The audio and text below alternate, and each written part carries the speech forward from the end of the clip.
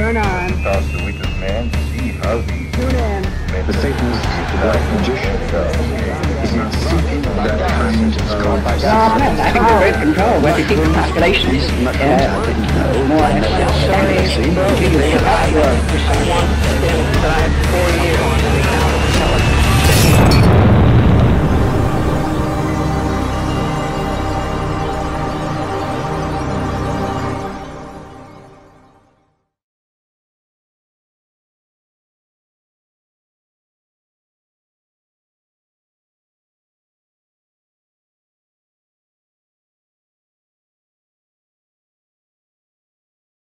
Dr. Hans Utter, welcome back to the Gnostic Media Podcast. It's good to have you back.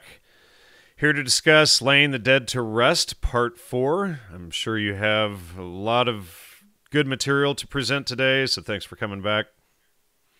Yeah, thanks, Jan. And as we constantly reiterate, this was supposed to be a one-off episode.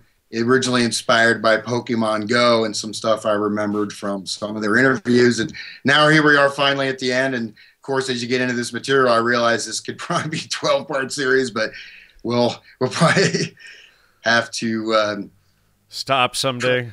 Truncate it at this point. You know, I've heard China Cat Sunflower way too many times now. It's inscribed on my brain. So yeah, and you've been finding a lot of hidden stuff in their music, etc., well, or not so hidden stuff. So basically, that all of this wasn't exposed 40 years ago is no fault but the listeners for not, and the fans for not exposing this a long time ago, apparently. Well, you know, as we'll get in today, it depends on your orientation towards these global agendas, towards these this concept that we'll look at of the world mind, the world brain, the occult evolution of humanity. You know, if you see yourself as being one of the initiates, as one of the higher level of human being that is able to create chaos, to lay the groundwork for a new heaven on earth, at least for them, then in that sense, it's positive if you're aligned with that, with these agendas. But I would say that I'm sure most of the Grateful Dead fans have absolutely no idea about these things. And even though it's right there in front of you, if you actually take the time to study it, it's not so apparent, especially if you're you know, locked into this group collective identity and dancing away in your neo-pagan rituals with your holy sacrament of LSD. So, manufactured by the intelligence community for your direct religious experience. Yeah. Oh, you know, Mickey Hart was also in the Air Force too. So, oh, really? Got a lot of ex-Air Force guys, and you know, Owsley, the technological wizard. And but I'll give him this. I mean, Jerry Garcia and you know, Owsley, these are very intelligent guys. I mean, they certainly we're not calling them idiots. They're just, you know, disingenuous, I don't want to say frauds. You know, they're just not presenting what's going on accurately, and they're selling it as a big freedom fest and all this kind of stuff when they're enslaving their fans and mind controlling everybody and working with the CIA and intelligence community. That's not really forthright, although, you know, if you dig and pay attention, when they do say they're working with the CIA, if people actually believe them instead of dismissing it out of hand, then they would probably clue into a lot more of this stuff.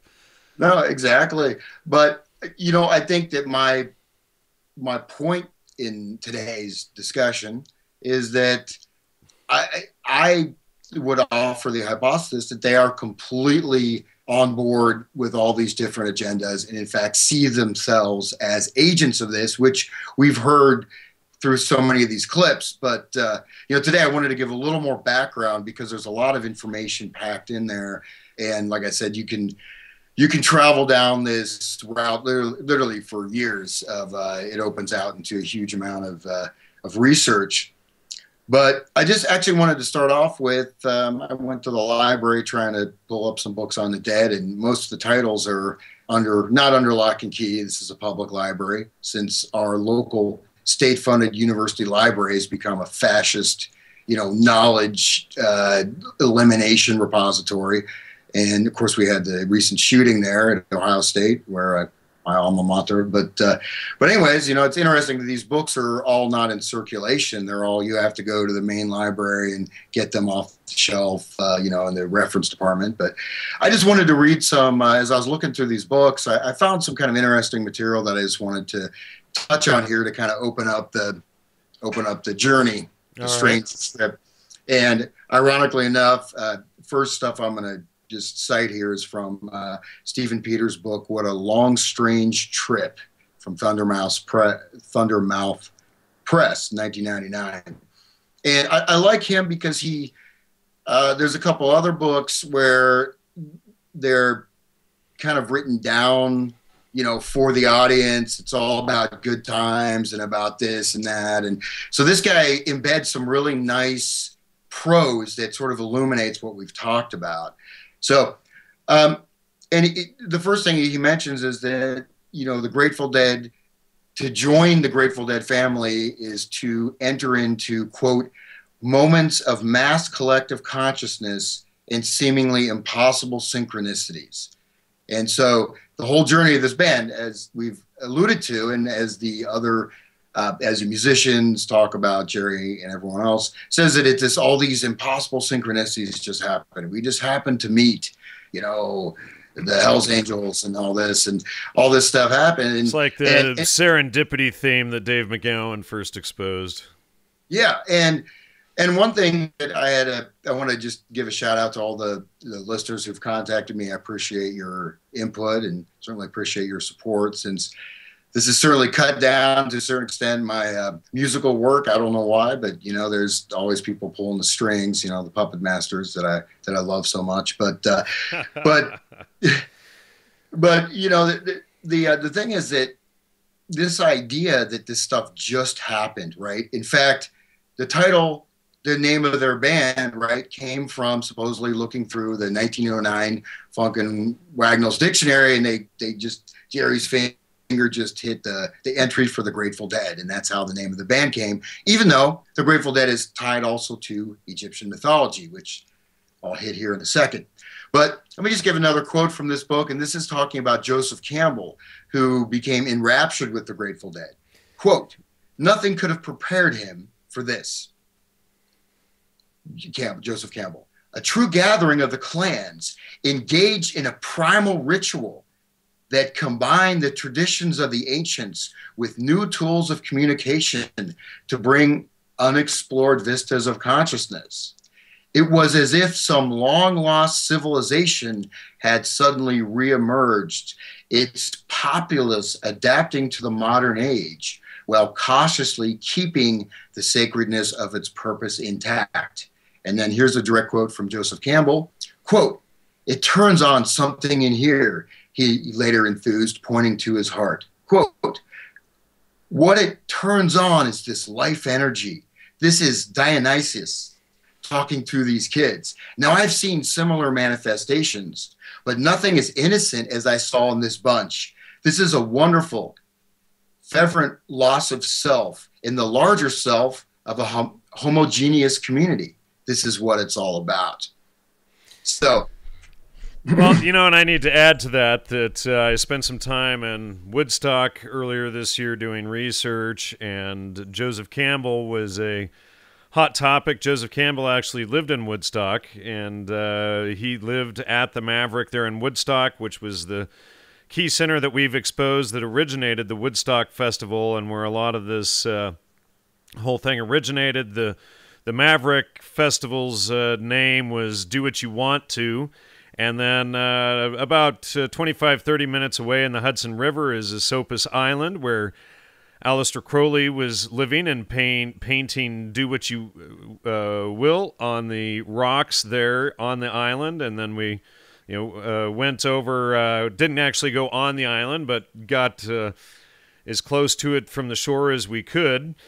And, it got the whole scene there. All of this stuff lays out in a big triangle that we exposed in all of this. And then it spreads out from there into the Woodstock Music Festival and everything, but what we see is the intelligence community essentially gathering there around the Woodstock area with the Millbrook Mansion and these other groups that we laid out in this triangle.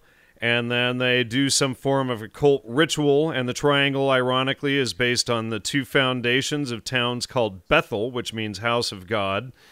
And it's a satanic house, as we looked up, and it was a house that was not supposed to be followed. And so that's the foundation of all of this. Of course, Aleister Crowley was MI6, Timothy Leary, and the others were CIA. Millbrook Mansion is not far away from all of this as well, so it all ties right into that area. With Joseph Campbell right in the middle of it, he goes to work with SRI, being the foundation of the work Changing Images of Man, 1974, and that is the manifestation of all of this occult stuff and religion manifesting into the Grateful Dead and into Star Wars and everything else that we see today. So thanks, Joseph Campbell, for helping the CIA with the MKUltra project. Yeah. Well, and you know what's interesting to note is we've talked about this in our music and mind control series, but the intelligence community really developed. It was linked from the beginning with, you could describe as secret societies. You have John Dees, you have you've got the Sabbateans infiltrating various things. You've got the Knights Templar, you had the Ismailis, the Hashishans or the Assassins. So these were kind of the, at least the quote unquote modern origin, modern meaning within the last 1,000 years, origin of the intelligence community. In fact, this model, as we'll discuss in just a moment here, the model of this secret society, the model of this order, so to speak, that operates on multiple planes within the field of the culture, is the model for pretty much what we see around us today. And as we discussed before we started the interview, I mean, the temperature is definitely going up on the burner. They're heating things up right now. Absolutely, and they're what they're doing right now is trying to. The Pope just came out yesterday saying that alternative media was like eating feces or something like this. I mean, they're trying to rally the world up to only go with the corporate media and. For everybody to be fed on what we're told by the government, that suddenly the government, which, the mainstream media by government orders, from the Defense Department is legally the fake news. And they're trying to spin it all on us for investigating all of their scandals to try to shut down independent media and free speech worldwide right now with the Pope and everybody else weighing in. I mean, it's ridiculous. And they're using... Pizzagate, and they're trying to play it up as a false flag or whatever, and blame fake news for starting all of this. But it's clearly a setup. I think the work on Pizzagate is accurate, and I think they are trying to cover it up. I mean, obviously the Vatican has never been caught into pedophilia scandals either, right, Hans? I mean. So when we look at all of this, the governments and, the scandals breaking in England and in other countries across Europe, etc., with government officials being caught up in pedophilia, and then all the scandals with the Vatican and then the White House and everything. And suddenly, they're using this to try to squash free speech? Huh. Really? Yeah. And then what they're going to try to do is get everybody to blame independent media like us for losing their right to free speech when it's all a setup. I mean, clearly these psychopaths run on this, secret cabal using pedophilia and other stuff to maintain their secrecy and their orders, etc. So, now they're going to blame the alternative media for exposing it to shut it all down.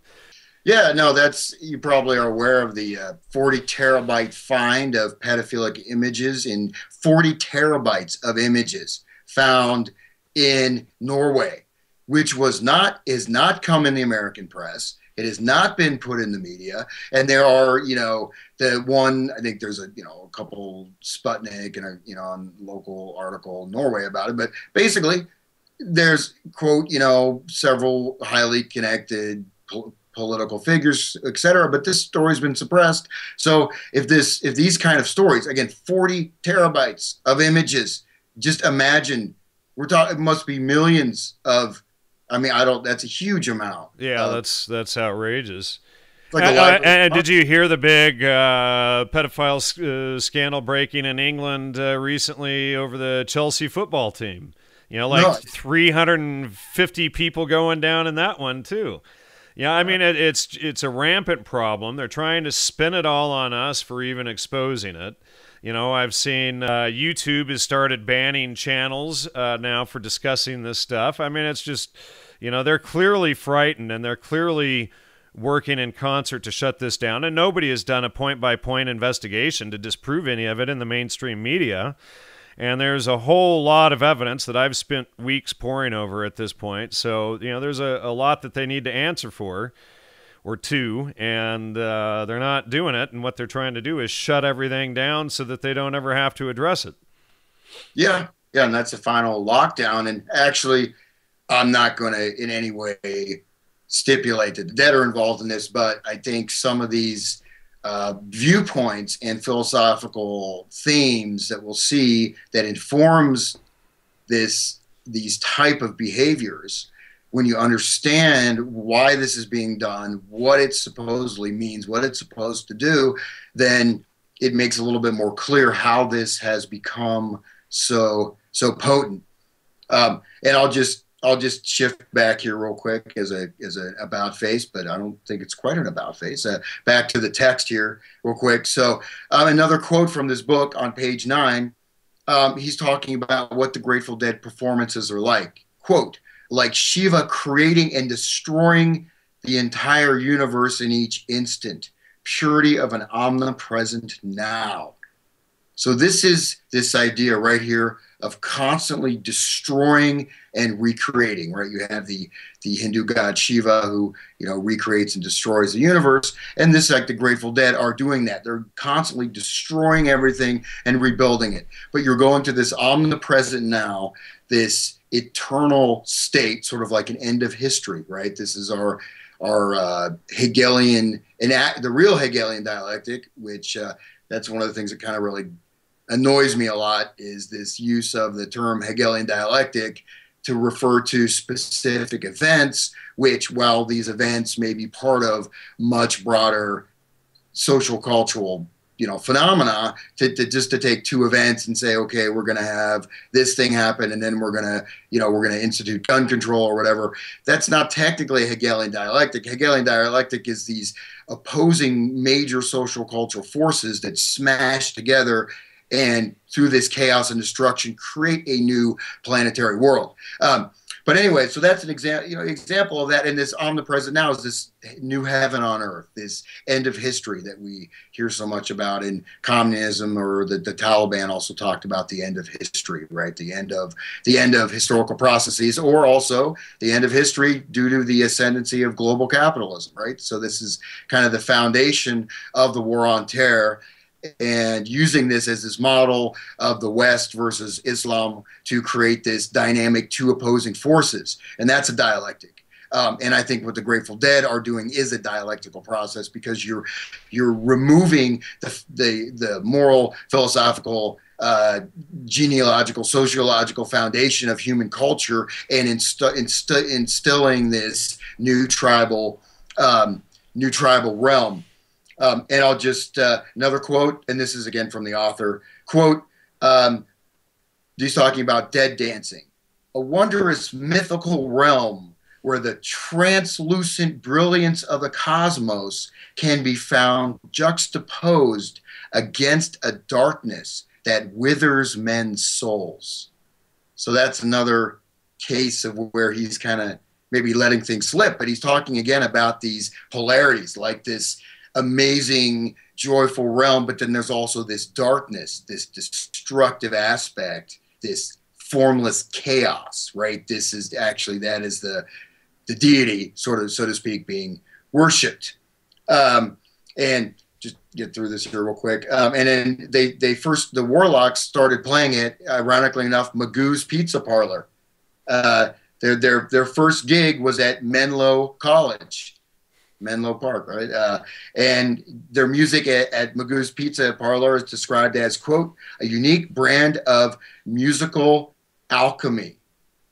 Okay, so already in the beginning, this idea of alchemy, social cultural alchemy being processed. And again, this is the opinion of this author who's obviously a huge Dead fan.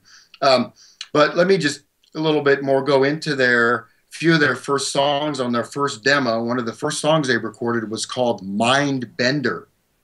And the narrator is heir apparent to an influential power that gives the bearer the ability to control men's minds and seems here to serve as the perfect tool to implement the tenets of the coming 60s idealism. And then it says the name lives on in Mindbender. There's a bunch of things called Mindbender, like a quiz show or whatever. But Mindbender, endless mirrors and infinite me's. And the Mindbender is this warlock, you know, and this is, again, their demo. So this is right there in the beginning. And then again, with their origin, this happy accident, this synchronicity, you know, the Grateful Dead, it's a dictionary entry, which I did check. It is an actual dictionary entry, so at least that much is true. 1909, I wonder if there's a significance to that year of the dictionary, but whatever, it turns out this guy helps to pay for someone's funeral, and then he gets this mysterious helper along the way of his journey who turns out to be a dead man. I'm not sure why that would be in the dictionary, you know, but it was. And then where did their classic skull and roses imagery come from? Well, accordingly, it came from the book of the Rubaiyat of Omar Khayyam, who's translated by Fitzgerald. He's a Persian poet, astronomer, you know, it's basically kind of a live for today philosophy. But in that book, there was a lithograph in this, you know, 95 version of this book that they just happened to have close at hand. And that's where they got their skull and roses imagery. But in fact, that's going to tie us into the Masons and the Rosicrucians, which we'll talk about in a second here. But I don't know if you wanted to respond to those little quotes there. Well, you know, I mean, it's always more of the same, really. Goes back to, you know, always back to Hassani Sabah and back to John Dee and these guys, Emanuel Swedenborg. You always have the same cluster of people that they follow. Maybe throw in some others like, you know, the Persians or whatever, but always the same. You know, and I guess Aleister Crowley should be thrown in there as well. Yeah. Well, let me just continue here. So, again, we're talking about the Grateful Dead before they were the Grateful Dead, or when they very first started. So this is right at the beginning. They're already having these references. So on their very first album, the eponymous album entitled The Grateful Dead, named after them, there's a quote which is very, very hard to read in psychedelic lettering, which is actually taken from the Egyptian Book of the Dead. And this says, this line from the Egyptian Book of the Dead says, quote, in the land of the dark, the ship of the sun is driven by the Grateful Dead. But as the author so kindly tells us, that's not the full line. The next part of that sentence is, we stand on the edge of eternal darkness. So that's the second line of the quote, or the entire quote that they're putting on the cover of their first album. So did they really get their title from the dictionary? And then they just did this research of the Egyptian Book of the Dead? Maybe that's the case. But notice the connection with Egyptology, the connection with this light and dark motif, but also this eternal darkness, right? You have songs like Dark Star, which is talking about Saturn, which is talking about the black sun, which is talking about this chaos, the En Sahaf, this formless chaos that takes form, which is like this deity, which is the insane demiurgos of the Gnostics, where you believe that the creator of this world is actually evil. And then you had this inverted religious philosophy where by doing the greatest amount of evil, you're actually fulfilling the word of God and, in fact, becoming God, you know, becoming as God, which we'll get into a bit more later. But so it's quite interesting to note that, again, it's not like something these guys developed this over time, but they started out of the box. And again, this is something I don't want to get libel suits on me or anything like that. But again, their original name was the Zodiacs, and I had one of the listeners who is a fan sent me all these date correlations between Zodiac killings and some of the Grateful Dead shows and how they coincided. I'm not going to go there. It's an interesting, it may just be one of those weird coincidences, but there is, anyways, they were called the Zodiacs right at the same time Zodiac Killer started, but I'm certainly not, hey, Jerry, don't come back from the grave with your magic powers and zap my brain, you know. And then they become the Warlocks, and then the Grateful Dead because of a dictionary entry which just coincides with the Egyptian Book of the Dead. And coincidence or, coincidence theory, synchronicity theory. Yep. So I'll just continue here. And like I said, I like this author because he brings in these nuggets. He doesn't have this watered down prose that you find in a lot of the literature on the dead. So another thing is, so now we talk about he talks about the Golden Road to Unlimited Devotion. I mean, sorry, not demotion, devotion, this Grateful Dead song. He says, quote, the title track, Golden Road, sounds like a cross between the fantasy journey Dorothy and her friends took to Oz and the mystical turn-of-the-century cult known to initiates as the Order of the Golden Dawn. Speaking of Aleister Crowley, that didn't take long. And then you also have, of course, the Wizard of Oz, which is repeatedly used as major MK Ultra types of mind programming, mental programming. You know, this is a major thing with the Wizard of Oz and mental programming. So, and Harrison, I appreciate Hank Harrison also for sort of giving us a little bit more of the story. And again, you know, I could have the angry mob of deadheads that's outside my house right now, you know, telling me, well, no, I mean, this is, you know, I'm not reading between the lines. I think this is an accurate assessment. Well, you know, and a call out to any former Grateful Dead members, managers, etc., roadies et al. That want to come on the show and discuss all of this. You're more than welcome to. And we've had some potential offers of just that, and we'll follow up on these and see what becomes of it in the next, you know, in the coming weeks, and see if we can get some of these people on. Yeah. All right. Well, let me just stay on track here. So he also gives this wonderful tidbit that the Anthem of the Sun actually came from an ancient Egyptian musical composition found in a tomb containing the remains of an entire orchestra's instruments and a single human skull. So the Anthem of the Sun was this actual Egyptian musical composition. So we're talking early Grateful Dead, right? We're not. So, and I appreciate that these guys, you know, after all their military duties and playing at the acid tests and, you know, playing at Magoo's Pizza Parlor and learning how to play their instruments along the way, found time to do all this esoteric, arcane research, you know, about ancient. And this is, again, remember, pre-internet. So you're going to have to have access to possibly collections. You have to search through a card catalog. These, you know what I mean? It's not like this information is just at your fingertips. You know what I mean? Right. So anyway. It's going to be like going to Princeton for 2 weeks or months and doing actual research in the archives. Yeah. Yeah. And okay, just continue on. Just a few more references.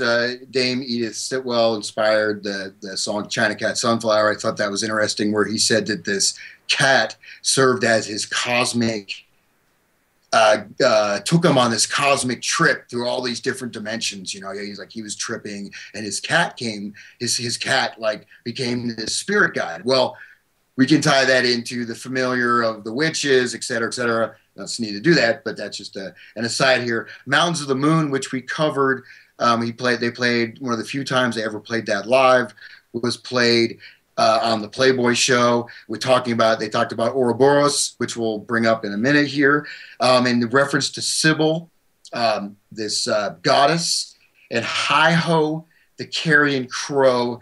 The carrion crow, of course, it's referring to a traditional song, but you had this image of carrion crow, this goddess ferrying people from this plane to the next plane, you know, ferrying through consciousness. Dark Star, tools of reason have no purpose in the clouds of delusion. Mind shatters in formless reflections of matter.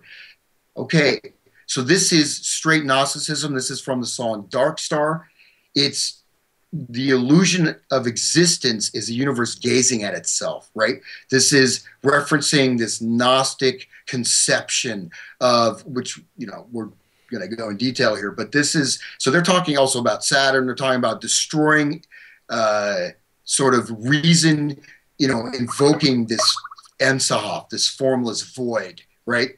And that's in their lyrics. That's in the song, and this is their brand of spirituality. Again, we have a connection already from the beginning with Egyptian stuff, with all kinds of esoteric things. And if you want to go through all their imagery, we can just go nuts. Their concert posters, et cetera, et cetera.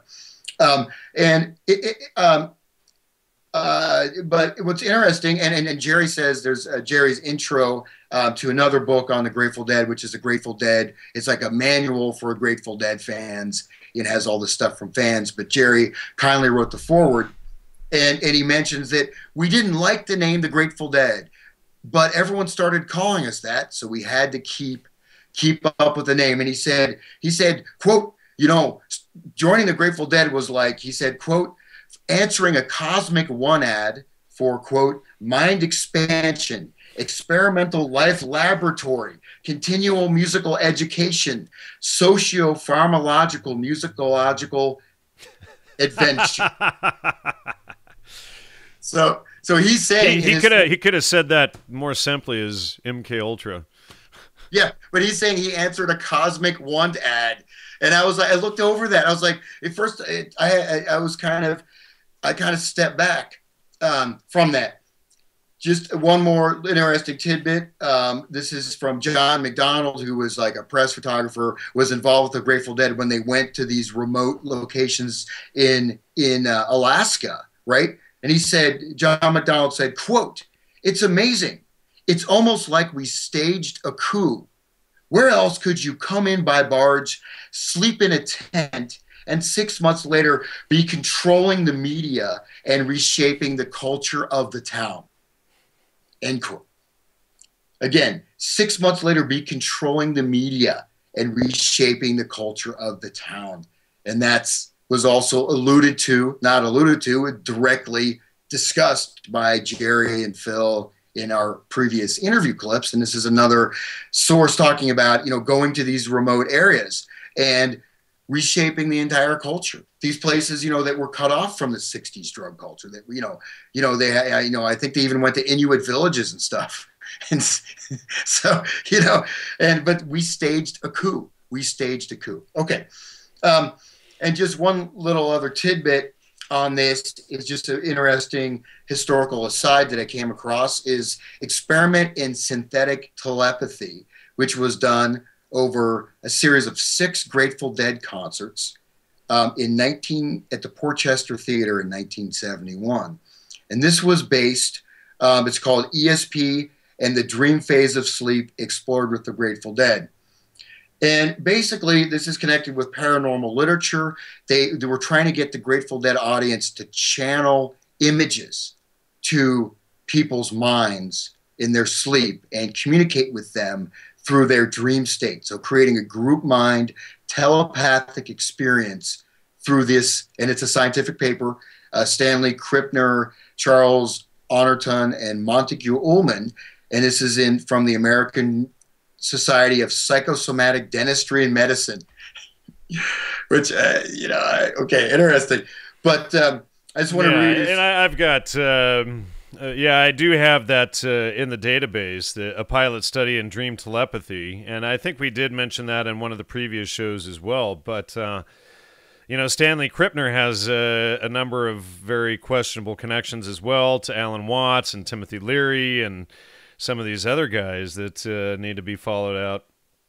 And it seems to me that I invited him on the show to discuss his work with the CIA and intelligence community on these studies, but he wasn't apparently willing to talk about it. Yeah. No, and I don't think we had mentioned this. But sorry. Really quickly, just let me mention one last thing. He was also a contributor to Changing Images of Man, 1974, headed by the, SRI and Joseph Campbell. And so he's in there with Margaret Mead, all of these intelligence people like Julian Huxley, Carl Rogers, James Fadiman, Willis Harriman, and B.F. Skinner, and a bunch of these other guys. So this is who Stanley Krippner was working with. Yeah. And what's interesting, though, we go back to, I don't forget which episode it was, but you have Owsley talking about this telepathic experimentation being part of the acid test, being a core component of creating creating this group mind. And he has the wonderful image of everyone's brain being connected with these giant tubes to the group mind machine. But just one thing about this study, and I'll just read the names of the foundations. You may know more about them than I do, but study was supported with grants from the Mary Reynolds Babbitt Foundation in Winston-Salem, the Irving E. Locks Foundation, and the W. Clement Jesse V. Stone Foundation. But more interesting is it was first reported as part of the seniors author's invited address, quote, the use of convergent operations in bioinformation research, end quote, Institute of Psychology, Academy of Pedagogical Societies in Moscow, USSR, 1971, June 28th. Use of convergent operations in bioinformation research, a little bit more heavy than just little dream kind of fun, experiment. Let's see some images, in people's minds. So we've got this connection, and I won't fortunately have time to get into this today, but convergent operations, bioinformation research, you get into John Lilly, programming and reprogramming the human computer. You get into all kinds of different types of research and data that goes into these phenomena. Okay, and then, and so basically they were trying to, transmit images to these people's minds at the Dream Institute that was 45 miles away. But there was a pilot session, and this pilot session was, okay, quote, the entire audience at the concert served as agents. The music at the concert was provided by the Holy Modal Rounders, a rock and roll group. Target presentation was handled by Gene Mayo, who coordinated the slide program with the Lid Light Company, a group of Lumina artists in charge of the light show, which accompanied the music. Miss Mayo gave the audience brief verbal instructions.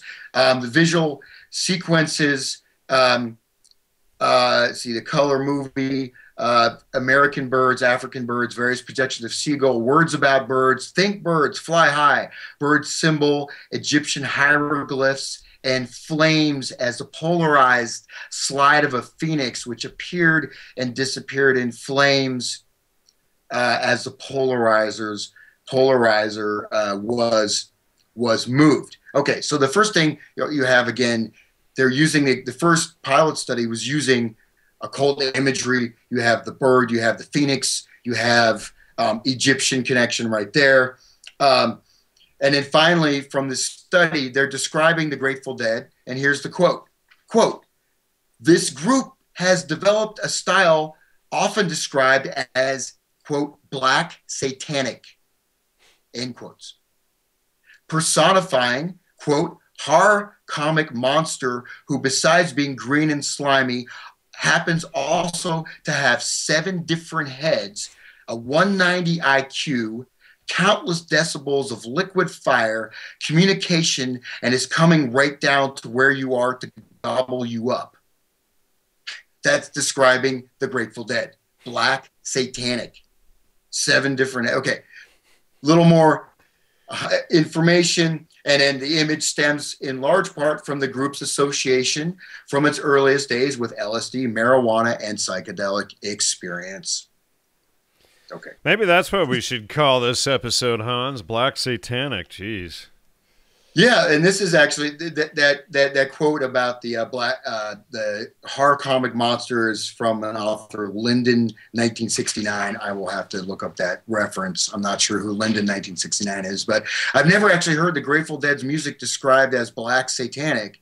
But considering who wrote this paper and what its intentions were, you know, it's quite interesting. And there were other experimental Grateful Dead concerts. There was certain shows. There was a show with 500. I think it was the largest concert ever with like 500,000 people that there's nothing about. There's no record of it. There's no footage. There's nothing. There's a whole, but I think it's a famous concert at Cornell that they say didn't exist. Well, that's we played a clip of Bob Weir in the last episode stating that concert never happened, but a lot of people think that they were there, and he even says in there that concert was an experiment for the CIA or for the company, he says. But yeah, I mean, we played that clip in part 3. Urban Station, Sunrise, all that good stuff, and then all the other good stuff. Like we heard Uncle John's band, I think, leading into this. So this is not the legendary Cornell University. We don't have those tapes in the vaults, and so until we do, we can't talk about that. What Cornell show? Well, the Cornell. Oh, the Cornell show. Slowly, well, you know, come on. It's been a long time. I think it's unclassified. Okay. We can let them know that I think it's unclassified. What the deal is that legendary Cornell show never happened.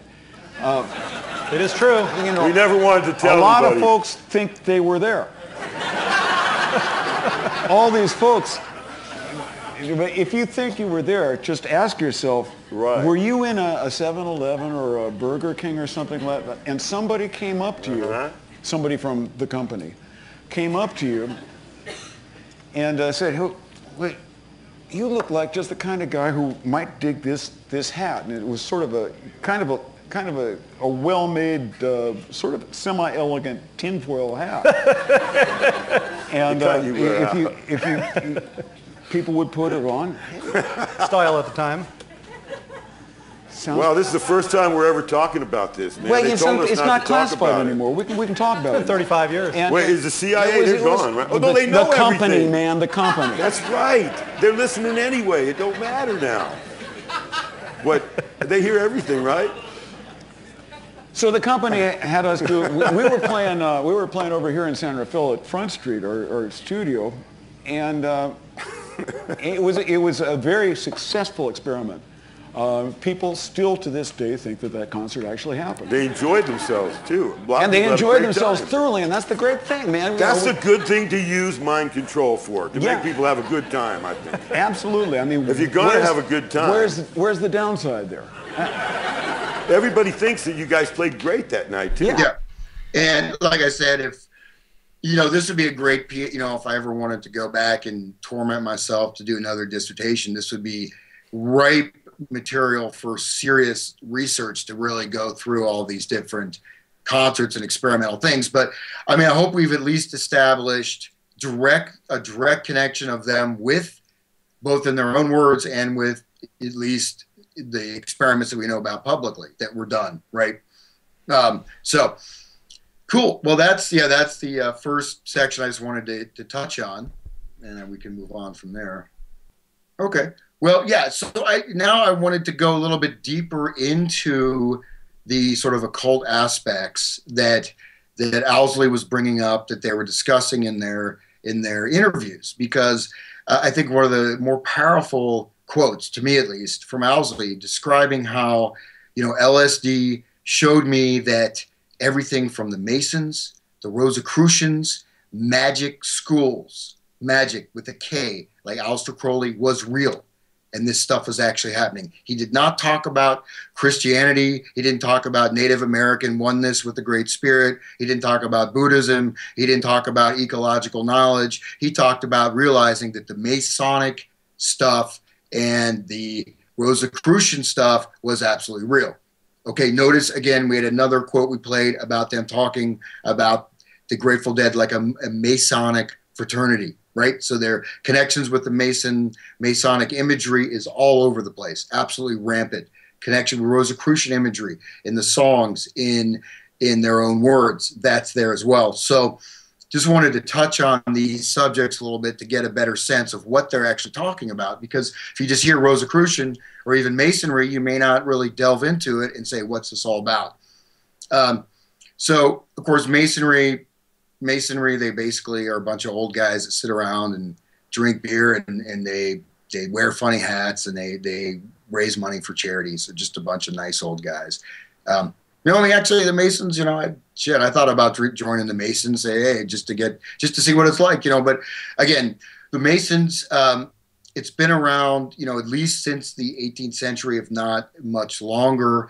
Well, it looks like it even goes all the way back to the Dead Sea Scrolls, you know. Well, what we'll see momentarily is that both Masonry and the Rosicrucian Order trace their origins to ancient Egypt. So these are Egyptian mystery schools that have been kept alive and transmitted. So I'm sure everyone's familiar with the Masons. You know, there's certainly a lot of fake news, conspiracy research. Well, you know, somebody was trying to tell me the other day that you know, the mystery schools don't exist anymore, and if they did, well, people would be much better off to do psychedelic drugs in the mystery schools. And it's like, you mean under a strict system of mind control and initiation? Yeah. You know, and I referred to the Rosicrucians and Masons, and they're like, oh, that's different. But no, it's clearly it's not. It's the same thing. You know, these are the mystery schools. Yeah. Yeah. You know, the thing about Masonry is that, okay, while their influence may be waning, the fact is that the Masons, many presidents, many people in extremely high positions of power have been high-ranking Masons. You have many instances of this. You have people, you know, presidents being raised in their degree of the Masonic order, like was Andrew Jackson pardoned Albert Pike and got suddenly skipped about 20 degrees in the Masonic hierarchy for pardoning Mr. Pike. But Masonry has had a worldwide influence. It's an extremely, again, maybe not so much now, but a very powerful group that brought together many different individuals from various levels of society.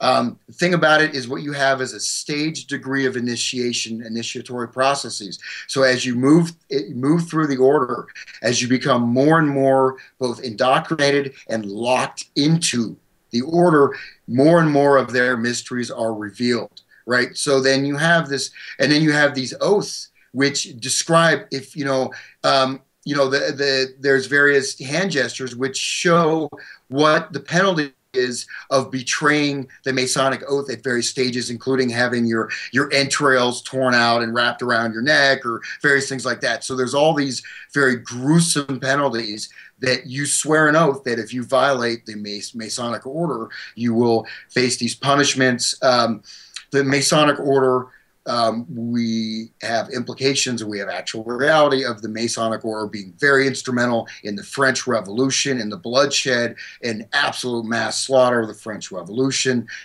Certainly in the Bolshevik Revolution, you have a large degree of massive Masonic influence there. We also B'nai B'rith as well. Yeah, and then of course you have Adam Weishaupt's Illuminati, which was an infiltration of the Masonic orders. And of course, you know, the Illuminati, you know, that's a big thing. But the fact is, well, the Illuminati actually existed, and they, you know, that was their agenda. Well, yeah, you know, and a lot of people just, you know, they hear the word Illuminati and they shut down, oh, conspiracy theory. But people need to actually get in and read this stuff. It's real. You know, this is the intelligence community as well. Yeah, and Masonic order is very much connected with the intelligence community. But what you have here is just on the, without going into their other sort of beliefs or the more mystical occult senses of the Masonic order, what you have is a mobilization of people all around the world in key positions, following a strict hierarchy with oath to the death to perform what they have to do. There's a film, The Brotherhood of the Bell, which is sort of maybe familiar with that. That was done in, I think it was done in the early 70s, late 60s, and that's about some guy who joins this secret society, or this, you know, and he gets all these promotions, and then they ask him to do this stuff. He doesn't want to do it. Then he goes on television and reveals the secrets, and I think he ends up killed at the end of the film. But that's basically with the, you know, Masonry. I mean, you have the Anti-Masonic Party, which was a early American political party. So there's a lot of different things. I mean, the influence of Masonry is all over the architecture. It's all over Washington, D.C. It's, you know, everywhere. People can check out Scott Onstott's work for that, and I've had him on the show, and they can find his video, Secrets in Plain Sight, up on my channel. Yeah, and one other thing about Masonry is that there's in some of their temples, and in the one in London, you have a picture of the globe with a net cast over it, which shows the in control of the entire planet. So there's an agenda or an aim, which is control of the entire world system. And as you get into Masonry, the great architect, the grand architect, is revealed to be Lucifer, and then subsequently Jabulan, who's this weird three-headed deity with a spider's body, with one of the heads is Yahweh, and then two Babylonian deities. And this is their final grand architect, is this like demonic, crazed-looking entity, which is the final revelation of it's. At least it's a little more interesting, say, than Dianetics, where you find out that they're aliens. But basically, Xenu. The deity they're worshiping is this three-headed spider thing, this with these ancient Babylonian gods, as well as Jehovah being one of the heads on this spider deity. So that's but the Grateful Dead certainly have lots and lots of connections with Masonry, and we could spend hours going into it. But the imagery is straight Masonic from top to bottom, and there's and I'm sure we can find stuff that it would appear they probably were involved in Masonry to a certain extent, but they certainly were at least replicating and promoting the symbolism of that order, and in fact directly referencing it in a lot of ways, right? So we've already covered that. I don't know if you want to chime in on that. Okay, now the Rosicrucian order, which I find to be in some ways a little bit more interesting. And I read through a number of the Rosicrucian sort of foundational texts. Rosicrucian it's actually kind of fun. I mean, they have this vast cosmology, this evolution of humanity from these different races. You have, the Lemurians, the Atlanteans. This is all coming out of Rosicrucian philosophy. But for the Rosicrucian order, the alchemical aspect is the secret work of this fraternity, right? So the underlying work of the Rosicrucians is alchemy, right? Is this alchemical process, which is hermetic, the hidden, secret, occulted tradition of the Rosicrucian order. What's interesting is, and they also talk about astral bodies, etheric fields. So they have all this stuff with the human body and all this stuff, even Atlantis. All this stuff was referenced. This became part of the hippie cosmology. Ancient Lemuria, the Atlantean age, all stuff like this. And one of the beliefs of the Rosicrucians is the universe is based solely on man. So the entire universe is just an emanation of the mind of man. If man no longer exists, the universe ceases to exist. So by that token, you have this idea of man becoming God, man being God, man as God. The creative power known as UNO, UNO, like the card game UNO, UNO, United Nations Organization, I don't know, but is the microcosm of the universe. So man is actually a microcosm. The body of man is a microcosm of the entire cosmos. And it's also based on Kabbalah. So Kabbalah is a very important part of the Rosicrucian order. And they both share the same final deity, the great architect of Freemasonry. So the Rosicrucian order is also sort of an augmentation, an expansion of the Masonic order. And the cosmic womb, right, chaos. The cosmic chaos is the womb of the universe, the Ein Sof, this primordial chaos that you're bringing about, right? This sort of this worshiping of chaos, of this thing, that's the ground of everything, right? That's the universal ground, is this chaotic thing. And their symbol is the double triangle of Solomon, the as above, so below. And I can send you a picture from their manual with that classic picture of the Hermetic magician, with the face half above and half below, the as above, so below, which we talked about quite a bit. So the Rosicrucian order, and one of their motto, quote, "Thou something from nothing, in thee I am I." Okay, something from nothing. This nothingness, primordial chaos, you could actually say primordial evil. Maybe not, but you could say that. I am I, right? Just real briefly, okay, 16 races, Lemuria, Atlantean epoch, and then the Aryan epoch, and then the final race during the current sixth epoch. So all of humanity will be reduced to one final race, a single surviving race or bloodline during the sixth epoch that we're in right now. And each of these 16 races have their own path to destruction. Why? Because they have families, they have cultural values, they have blood ties. These block progress. So the individual must break ties with all family structures, as we talked about, destruction of the family, right? That's a very important tenet in the Rosicrucians, because the individual ego is the only thing that matters. An individual has to break himself free from all these boundaries that's holding him down. And the destruction of each one of these races was brought about because of family structure, because of culture, because of morality, whatever. That's why all these 16 races passed into destruction. And the Rosicrucian order actually brings together Masonry and alchemy. So the Rosicrucian order is the esoteric augmentation or amplification of alchemy. Of Masonry, right? Masonry is exoteric, the external symbolic.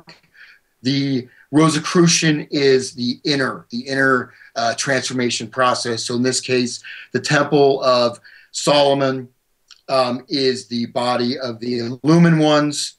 And then I won't go too much into this. You go back to the ancient Chaldean people worshiping Saturn, the dark star that we love so much. So this is sort of and this is what Owsley is talking about coming to him through his LSD visions. This is what the Grateful Dead is promoting, is this type of esoteric or occult doctrine. And if we wanted to go through all of their symbolism and their music, we could be here for the next 3 days just listening to Dead songs and taking acid and just enjoying ourselves. But so you want me to continue, or you want to chime in? No, go ahead. I'm okay. Just following along here. Okay, so the next thing, this is also connected with the Gnostic doctrine that I alluded to earlier. And this, particular type of Gnostic, not Gnostic media, right? But this idea of the world being, the creator of the world being insane or evil. This Gnostic doctrine is believed, at least, again, I'm taking the historical definitions of these occult orders, founded by the magician Simon Magus. Just to bring in a science fiction reference, you have, very interestingly, I mentioned Philip K. Dick last time. Philip K. Dick, in his Valis trilogy, talks about this in detail. And he also talks about, he even mentions the Grateful Dead in the beginning of the book Valis, and talks about his friend who has completely lost her mind and, basically kills herself, became just basically as an emblem of the 60s culture of the LSD casualties in the Bay Area. But he mentions her getting into it through the Grateful Dead. But in that book, he talks about this Gnostic deity, talks about this band that's basically, transmitting into people's minds, through this hidden reference stuff in their music, whatever. And then you also have William S. Burroughs' Nova Express, Ticket That Exploded, that he revised to bring in all this stuff of these different 60s rock bands as being part of this, sort of esoteric or occult information transformation download into the brains of their unsuspecting listeners. But anyways, according to Eliphas Levi, who's kind of a magician, occultist, he talks about the Gnostics practicing inversions of Christians' rituals, black magic, worshiping a sacred serpent known as the Demiurgos, the Ouroboros, the sacred serpent swallowing his own head. So they're worshiping this serpent, right? And they were enjoined to commit every act of evil possible, to create the deification of humanity, to raise the human being, the individual, to the level of the God, to become God, to either usurp God or to take on the potency and power of God to transform the entire world. And this is a quote from Eliphas Levi, quote, spiritualizing matter, materialize the spirit in the most revolting way, rebels to the hierarchic order, mystical license for sensual passion, enemies of the family. They wish to produce sterility by increasing debauchery. Okay, so we're talking about these ancient groups, or, well, I mean, one of these, so these are all, again, we look at these esoteric schools, they're drawing on this, or part of this great stream that's accessing this. So there is a point of unification between these different mystery schools. And we'll listen to some stuff about how the Grateful Dead shows are types of initiatory rites, like ancient pagan rituals, the dead actually talking about this directly. So we'll listen to them talk about this stuff. So just so people know that I want to give background for some of the stuff we'll listen to. And then Manly P. Hall, The Secret Doctrine, who's another big purveyor of this stuff, quote, no one unable to understand the elements of the secret doctrine can be expected to achieve the heights to which it beckons. Spiritual truths can never be brought down to the level of the unenlightened masses. So important thing here is that this is for the initiates. The ones who will be raised to the level of gods are the initiates, the higher men. Everyone else is the dross of humanity that will be put through these chaotic transformations, these wars, these acts of terrorism, these destructions of everything. That's for the masses. That's not for these people, the initiates, right? To the initiates who are promoting the occult doctrine. Manly P. Hall, of course, is a very famous person of this. And guess what is the symbol of these people? The all-seeing eye, the single eye, the disembodied eyeball. This is the unitary vision. They see beyond good and evil. They see beyond morality. They see beyond what the masses, the deluded masses, see, right? They also see the endpoints of the dialectic, meaning that these two opposing forces of society, they're able to see both of these forces at the same time, right? This is the all-seeing eye, the eye in the pyramid. Right? Yeah. This is the eye of the awakened master, the master of the human race. And then another quote from Hall, man is divided between God-informed and lower human creatures, inferior races on the globe. Wise men were a separate race, will inherit the earth, and the golden age will come again. So actually, not only are they ignorant masses, but they're an inferior race. They're almost like a different species. So if you're part of these doctrines and you reach a certain point, it is your duty to do this, right? You're fulfilling your religious destiny. You are creating a new heaven on earth. And those people who are the unenlightened masses are actually an inferior race of beings, that it's your duty to create chaos, to turn their minds into molten, LSD batches of, destroyed consciousness. That's my own quote, by the way. You quote me on it. I like that. Molten LSD batches of destroyed consciousness. I have to write that down. Okay. It's recorded. So just moving on a little bit here. So this is all falling in a stream. So we also have this idea of universal motion. There's a universal process that's being undergone, right? As the Rosicrucians talk about this, these different evolution through these different ages, these different races, and this universal motion, or this process of transformation of chaos, order out of chaos. A new king will arise who will rule the world. This is from Albert Pike, Morals and Dogma. Pike calls him, quote, the holy empire of the true Masonic brotherhood. So through this process of chaos, right, this new God king will arise who will rule the Masonic order of the entire planet, and the holy empire, right? And so by establishing the creation of chaos and then establishing equilibrium, this is called Sohar, the mystery of the balance, which comes from Kabbalah, right? So basically that's basically not to get too esoteric, but that relates to this idea of you create this chaotic thing, there'll be a natural balance that'll arise from all this chaos, right? So you're creating all this chaos, and then by initiating this process, this balance will arise, which will give rise to this new heaven and new earth. Okay.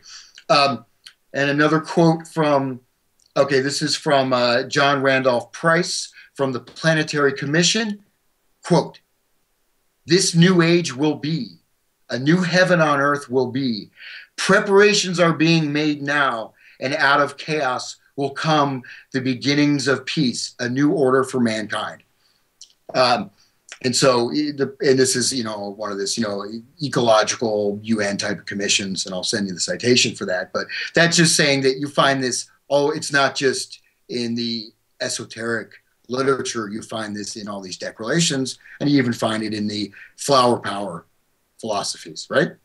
And then last thing, the circle of the serpent, the serpent eating its own tail, represents the satanic deity. This is the deity as a demiurgos, the deity as coming out of this primordial chaos.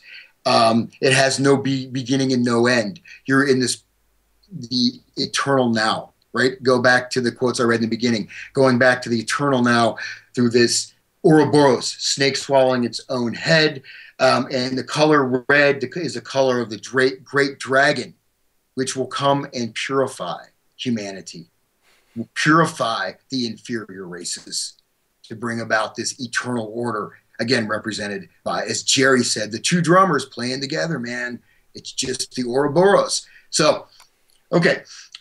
And last thing about this grand synthesis, the model for that is a double-headed eagle, the two-headed eagle that looks both left and right, that sees both good and evil, and that it's also the one who's creating left and right, communist and capitalist, black, white, right? It's the one who stands in the center of all these dichotomies, all these opposing forces, the counterculture, the hippies who are fighting against the family values, and then the reactionary movement. So the double-headed eagle is the higher, the single eye, right? The single eye of the Illumined Master or the Brotherhood of Masters, who are guiding all these historical processes towards this eventual transformation of the entire planet. So finally, so transhumanism. So this is the transhuman ideology is exactly coming out of the same principles, right? This idea that man becomes godlike. Julian Huxley talks about this in the humanist religion, right? This religion of humanism. You have movements like post-genderism, immortalism, right? So you can live forever. Techno-Gaianism. Just a quote from Richard Dawkins, quote, "We are built as gene machines, but have the power to turn against our creators. We alone on earth can rebel against the tyranny of selfish replicators." Who are selfish replicators? Oh, would that be the masses? Maybe. And then, there's various conferences about this. Dmitry Istakov talked about putting our consciousness into robotic avatars known as the master slave. So we can basically, through our minds, this is from 2013 conference on technology, where we'll plug our brains into these different robotic avatars and live through these avatars. And the name of the robotic avatars they're developing, again, master slave. It's one word. Finally, Dejwal Kul, who's the spirit guide of Alice Bailey and the Lucis Trust. This is from the demonic entity that informs her. Alice Bailey, of course, very well known. Quote, "We need the political synthesis of a world federation with the world brain, a planetary ethics and a planetary way of feeling." Which goes into this idea of the global brain hypothesis, which is exactly... And the UN, isn't Lucis Trust, isn't that the former publishing house of the UN? Yes, it is. So, and the global brain hypothesis, I can go into that, but I'll just be real brief here. The planet is like a collective nervous system. The internet serves as a model for this interlocked global brain that everyone will be a part of. It's looking at society as types of a single organism that can be manipulated or controlled. So you're looking at, each individual is becoming part of this collective body connected to this planetary brain, which is a self-organizing dynamic network, which is like a social network. So basically it's creating a global brain that will all be little components of, just like Pokemon Go. So anyway, so that's sort of a rollout for that. So that's my little intro, but I just wanted to give background, because otherwise what they're talking about, if you put it in context, then you can really understand how heavy it is what they're saying. If it's not in context, it just sounds like, whatever. So, yeah. All right. Well, do we have to do a part 4 and a part 4A? Well, let's just, let's dive into the audio or whatever's okay. Next here. Here we go. So audio clip number 1. It's absolutely orchestrated. What we're doing is not entertainment. I mean, it's entertaining. It's entertaining, but it's not entertainment. But the pursuit is not. I'm just going to pause it. What we're doing is absolutely orchestrated. Okay. I like that. But anyway, okay. Well, continue. The pursuit goes well beyond entertainment. Yeah. It's, it's a spiritual quest for us. Yeah. It's a spiritual quest for the people who come. Yeah. And what that has to do with family isn't that what really defines? That's what Jesus said, isn't it? Was you leave your family. Yeah. And join my family. And join my family. Right. That's exactly right. A lot of people interpret that to mean, well, that means I have to join the church. But another interpretation might be, let's cut loose what you were given. Right. And find what you can see. And invent it, right? Invent it again. Rebirth it, Yeah. Right. Well, here's an... Okay.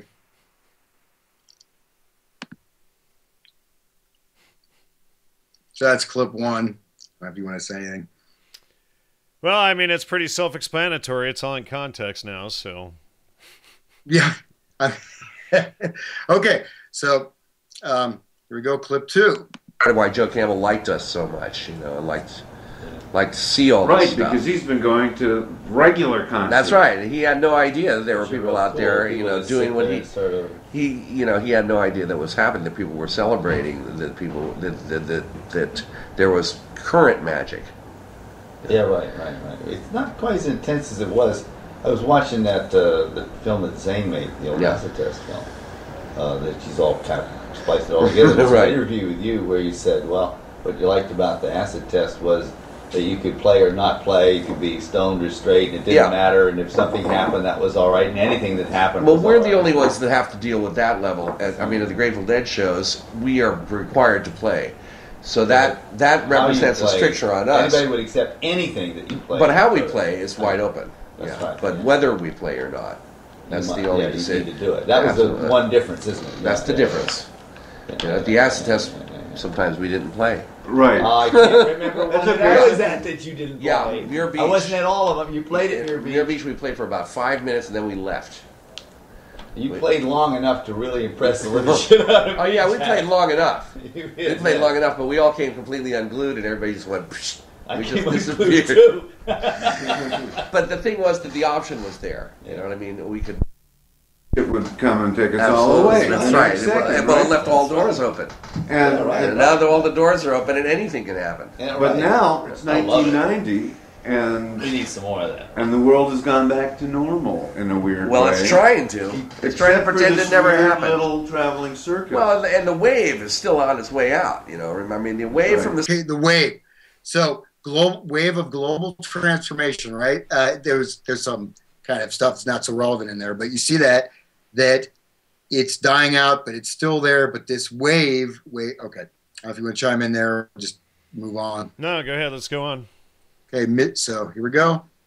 The Elysian mysteries, according to a conversation I had with Albert Hoffman when I met him a couple years ago, he said that the Elysians always drunk a preparation that was made from grain. Yes. And so for a long time people thought it was alcohol. Yes. Said, but more recent investigations is that it was not made from an ordinary grain. It was made from the seeds of the paspalum grass. Do you guys know each other? No, I'm Howard. Hi, Howard Reingold. People call me Bear. My Bear. name is Owsley Stanley. Oh yeah, I remember you. He said that the paspalum grass has a fungus that grows on it, a claviceps fungus. It's Claviceps paspali, and it's used mostly for the culture and cultivation of water-soluble alkaloids based on lysergic acid. Yes. It has a lot of organobeam, and it's the one that they make lysergic acid from because it's easiest to cleave, unlike ergotamine, which is only about 40% lysergic acid. This stuff's like 75 or 80%. Yes. And he said that one of the constituents of it, which was not discovered right in the beginning, was lysergic acid methyl hydroxylamine. Okay. So he's talking about the ancient mystery schools. Right. Albert Hoffman and Carl Ruck and Gordon Wasson's work. This, what is it, Secrets of Ulysses? I forget the name of the book now. One of those things. Road to Ulysses. There you go. Yeah. Okay. Well, let's keep going here. This one is quite interesting. So. Well, also there is the global teenager hypothesis that what happened in the 60s in America was that there was the baby boom cohort grew up at the same time that television and popular music grew up, so that we had this carrier frequency that we all tuned into that gave us a feeling of a common culture, even though I was in Phoenix and someone was in Des Moines. Right. And that now we're getting a global cohort at the same time that we have our first global communications. MTV is everywhere. Yeah, right. Well, there's a 30-year resonance too. Yes. Even that guy Ravi Batra talks about the 30-year resonance. The things that were happening 30 years ago are now very interesting to people, very much in style again. There's some kind of a 30-year resonance that goes through human culture, expresses itself in different ways. And we're experiencing. When I was down in Australia, everybody down there was saying, well, people from here would come down there and say, it's just like the 60s. It seems like 65 or 66 or something like that, which was kind of interesting because it's really not quite like that. But there is a certain degree of whatever that openness was that we could look up. It was like an essence in the culture, even though some aspects of it were. The other day, I felt obligated to get you a couple. Even though it was like, in some ways it was restrictive. Everybody was real careful about not showing their pot to the man and all that sort of thing. Right. But at the same time, it was a lot of things were open. There weren't many controls on drugs. Things were open. We didn't have thought police or like. They certainly weren't looking out for you to be weird. No, that's right. And if you were weird, you were only weird. You were only acting weird. You weren't necessarily taking drugs. Right. I mean, that was the thing. That was part of how we were able to get around and be so weird. Yeah. Right. People just thought it looks like theater to me. Yeah, it was invisible.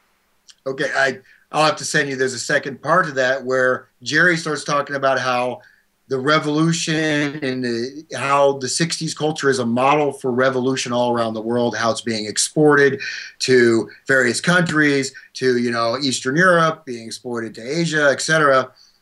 And actually, another side of it. Go ahead. Well, I was just going to say, somebody was having a conversation with me. They were kind of refusing to watch our Music, Mind Control, Psychobiology series. I was trying to explain to them that it didn't matter if their band or their EDM DJ was a part, worked for the CIA or not. They couldn't grasp that this independent media, once all of this whole agenda spread out around the world and manifested in all of these different types of religions. It doesn't matter if it's in India or in, Uzbekistan or wherever, that these types of music were there to break up the culture and, that was there, and then to promote this electronics dance music, or this CIA MK Ultra agenda, essentially. So it doesn't matter if they're quote unquote independent.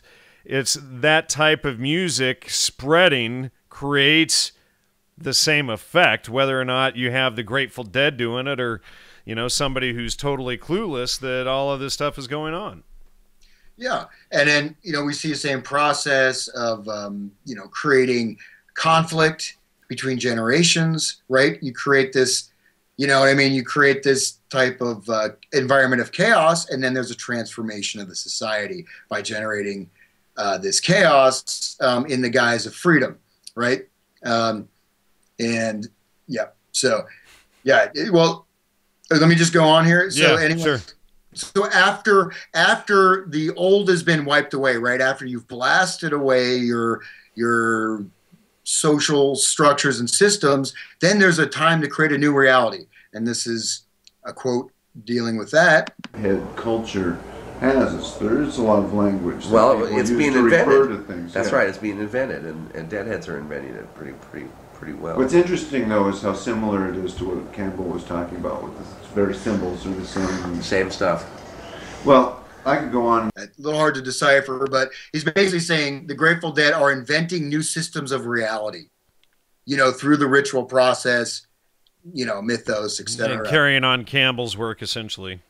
Yep. Okay. On here. Probably a couple of reasons, but one of the reasons was back in 69 or I think it was 69. All of a sudden, the light show guys who were paid enough money to keep themselves going decided that they were as important as the bands, and led by a guy named Jerry Abrams, they held a strike.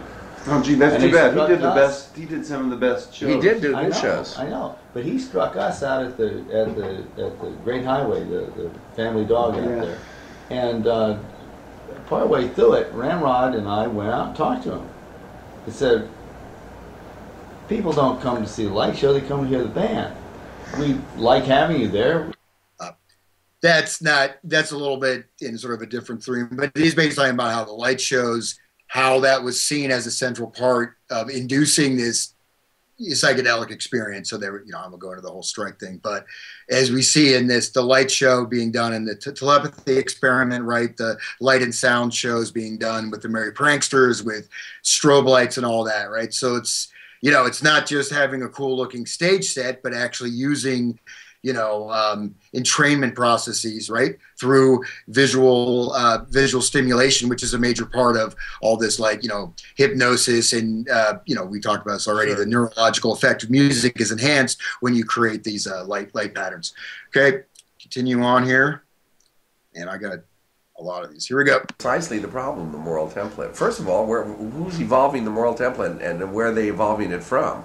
I think part of what has to happen somewhere pretty soon is that a human template has to come up, you know what I mean? Yes. We have to start with, okay, let's throw out all this other stuff, everything we've thought about it before, throw out all our models, and start with a human. What's a human, you know? Well, no, that is the ultimate question. You know, because you can't make rules regarding the moral behavior of something unless you know what the hell it is, and what its capacities are, what it can do, what it can't do, and so forth. For example, I mean, I think, like, the Muslim religion is a little too tight. You know, it doesn't fit humans. Humans can't possibly fit into it. So there's a lot of really unhappy people, terribly repressed. Yes. You know, and it's a religion that works against you because the template don't fit. It's, you know, non-human. Right. You know, that's right. You know, so, and what we need is something that, what we need is a definition of a human starting from the ground up, so that the suitable moral structure that goes around it makes sense. The context has to come from the human first, rather than bits and pieces of fragments of old religion and, you know, all the old moral superstructure, whatever it used to be. Yes. I mean, we're experiencing real confusion here in the United States. You know, why is it okay to drink, but it's not okay to take drugs, blah, blah, blah. So that's right. You know, what's a crime? You know, what's criminality? What can you do? What can't you do? And so forth. All these things are really confusing, and therefore, a lot of it is really contradictory. It doesn't really make sense, and rather than end up with. So Jerry is pontificating on the entire history of civilization and saying we need to just start over again from the ground up. Oh. Yeah, well, you know, obviously a Grateful Dead parking lot is the society we need, right? You know, where everybody's drugged out and stupid and following them around and selling drugs in the parking lot. I mean, that would be their ideal utopia, apparently.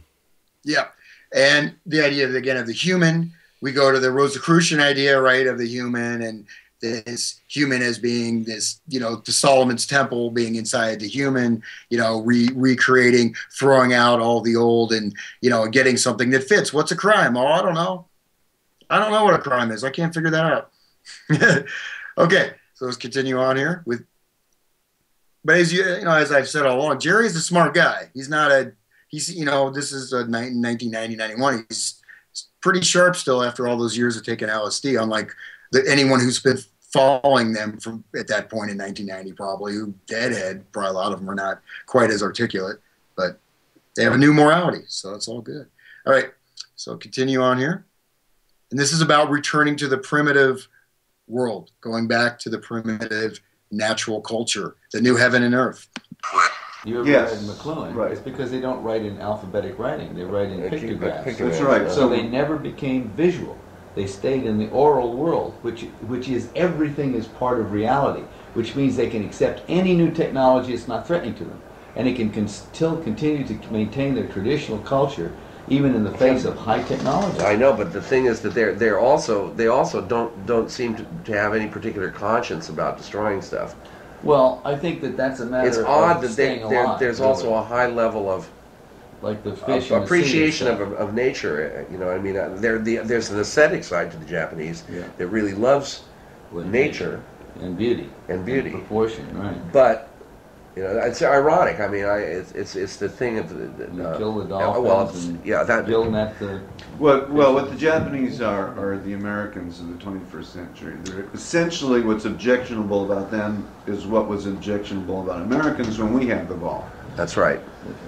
However, they are committed in a way that American technology is not. Never was. I've talked to people in Washington. I've talked to people at big companies here. Every big company has some little guy who's an enthusiast off in the corner working in this. Right. Japan, it's integrated into their high-level strategy. Yeah.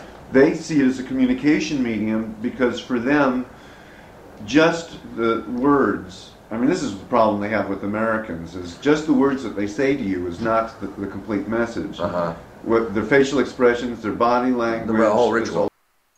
Just now, we're moving into where they start talking about virtual reality, transhumanism. Okay, so a different set. So in this case, it's a discussion of the primitive pre-linguistic societies, right? And then how Japanese was on this cutting edge of this robotics and all this stuff. So this is sort of opening up now to this idea of we're going to move into this new future primitive world, right? Through technology. We're going to go back to this much better primitive world where we didn't have to have written words and we could just experience reality directly. And then, and they're talking about cultures resisting technology and accepting it. So that's just a little context for that. Okay. On we go. Okay. Well, one of the things we know now that we didn't know then is that revolutions are very painful to a lot of people. Yes, yes. And that at the stage that we've evolved into now, a revolution would be extremely painful. Real painful. So if we don't have a revolution and we don't have the time for evolution, where does it come from? It must come from some kind of shared experience that everyone agrees upon. That's it. That's got to be it. So here, what we're talking about in this evolution that goes back to the caves is, well, how the heck do you get everyone to share an experience? Well, you have to try to recreate an objective experience, first of all. I mean, I think that you have to start there. There's the Gurdjieffian definition of objective art, the notion that there is some art that says the same thing to everybody.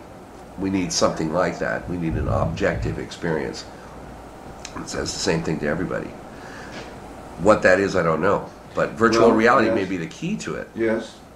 Maybe there is no objective experience, but there's a certain way of relaxing with all the subjective experiences. That's right. There's a consensual agreement to something that's relatively comfortable, like the template, the moral template or the human template.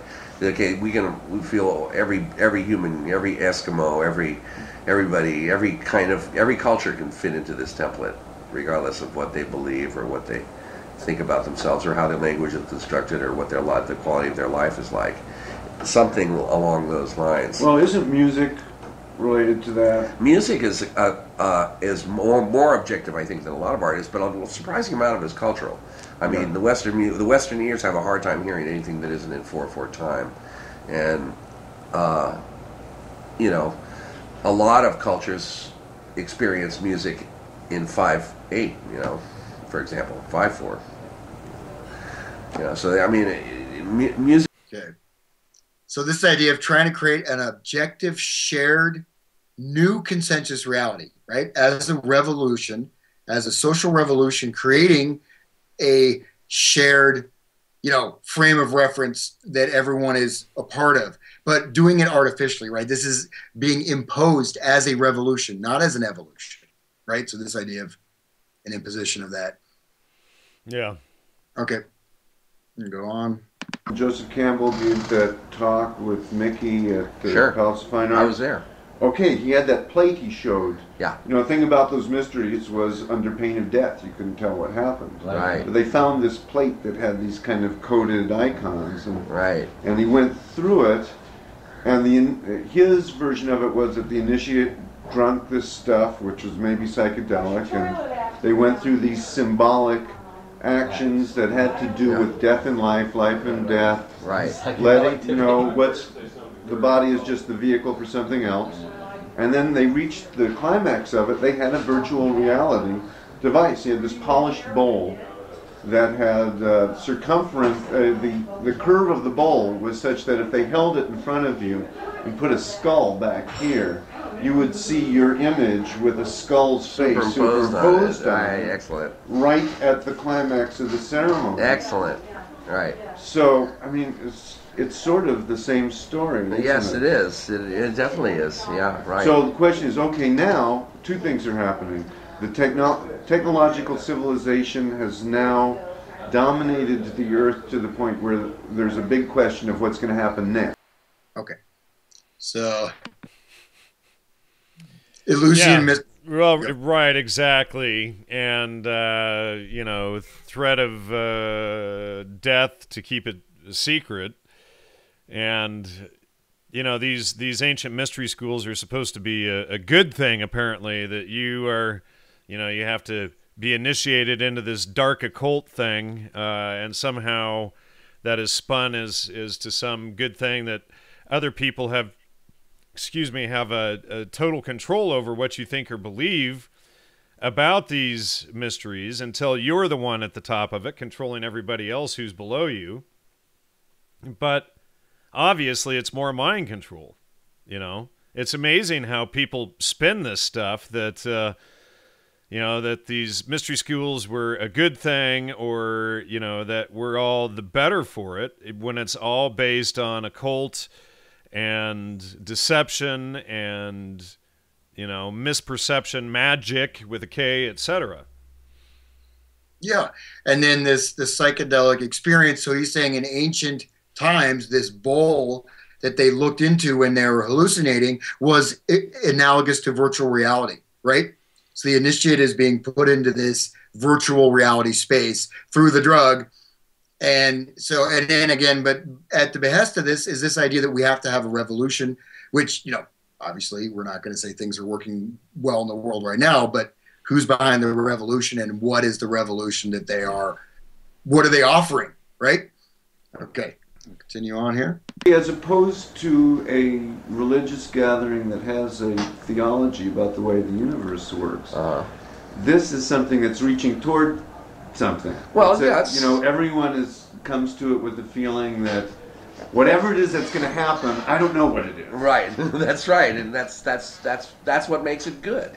And that's what this virtual reality gives us for all of reality. Oh, absolutely. I think yeah. Well, can you see Grateful Dead concert 10 years from now taking place in cyberspace? Absolutely. Are you kidding? Sure. Absolutely. I think it's an ideal place for it. Because part of the whole Grateful Dead thing is that there is no dogma. You know, there isn't anything about how the universe works, and people are free to hear it as they want. You know, they're free to experience it as they want, and we don't push it around. Right. So so it has some of that. I don't know what to call it. The kind of each person makes their own decisions about what it is that's happening, whether it's good or bad, whether they like it or don't like it, whether they want to lend their energy to it or not, or what. It's an open-ended experience, and I think cyberspace is ideal for that because if anything, it requires more participation. Yes. On the part of the observer, so the uniqueness of their particular experience. Okay, so this is where you get this kind of weird contradiction. We have Jerry talking about creating an objective art for a shared objective reality. Then he's saying that whatever happens is your own trip, man. There's no real reality. There's just this shared. There's just this your own interpretation of what's happening, good or bad. It's whatever. We can unpack that more, but that's I don't know if you want to. No. Okay, so. And then here we go. And then we'll move the idea of creating the goal is creating a total subjective reality, right? So you have to create so this idea of total subjectivity, of the individual's own mind. So this is the next quote about that. Material out here into some other kind of language, possibly other visual language, so that things would look the way you wanted them to. Reality would behave the way you wanted it to, whether it did or whether it really did or not. So the whole question of what's real and what isn't starts to get real mushy right there. If everybody's experience is completely subjective, quantum physics, reality is based on their own temperament or whatever they want, including however far you wanted to take it. Now this as far as if you think of the drug experience as getting away from something or getting towards something, like getting away from something if you're a ghetto person, a nice soft experience like heroin, Right. The objection there seems to be the idea of getting away, you know what I mean? Right. Like what is it all about? So I see basic objection about going on with this virtual reality. If you take it for it, the whole thing is that it eliminates a lot of the need for all of the other things that we put so much energy into all this time. Communication on every other level starts to be on this. I'm a musician. I recognize that as a musician, there's a certain chauvinism attached to it, which is the thing of, well, I spent my time learning how to play. You didn't spend. Well, hey, we don't need to know anything about reality. We're just going to be high on drugs, and all of those other things you work on and do and spend energy in your life, they really don't matter, because if you were high on heroin and not doing anything, you wouldn't even care about any of that stuff. So, clearly being high must be the better life, according to Jerry Garcia. Just wow, the sophism there is incredible. But also, we know what he's moving towards. Again, I just foreground underscore that contradiction between creating an objective template, but then you're having everyone in their own totally subjective universes. And he said, well, the problem with heroin in the ghetto, it's a soft experience, but it's because people are getting away. I guess that's the problem. But he's going to move into the idea that, well, you might think I'm better because I actually learned a skill and can play music. Well, in this new virtual reality, everyone's a musician, everyone's a king, everyone's a god, except for and you don't need any talent to get there. You can just create it electronically or whatever, and you're an instant superstar. Apparently, it's not.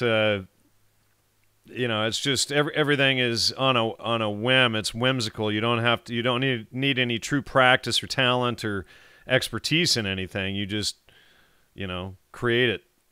Reality flows as its own. It's like, I often refer to the analogy of Roger Rabbitland. They just, reality isn't real. We're just going to think our thoughts out there, and then it's going to transform into what we want.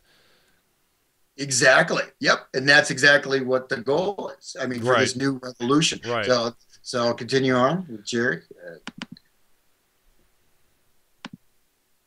Time learning how to play, therefore you're not a musician.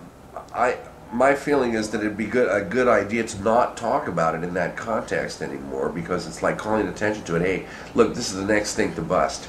This is the next thing to look into. It'd be nice to be able to not let them start governing it or governing us on the electronic level.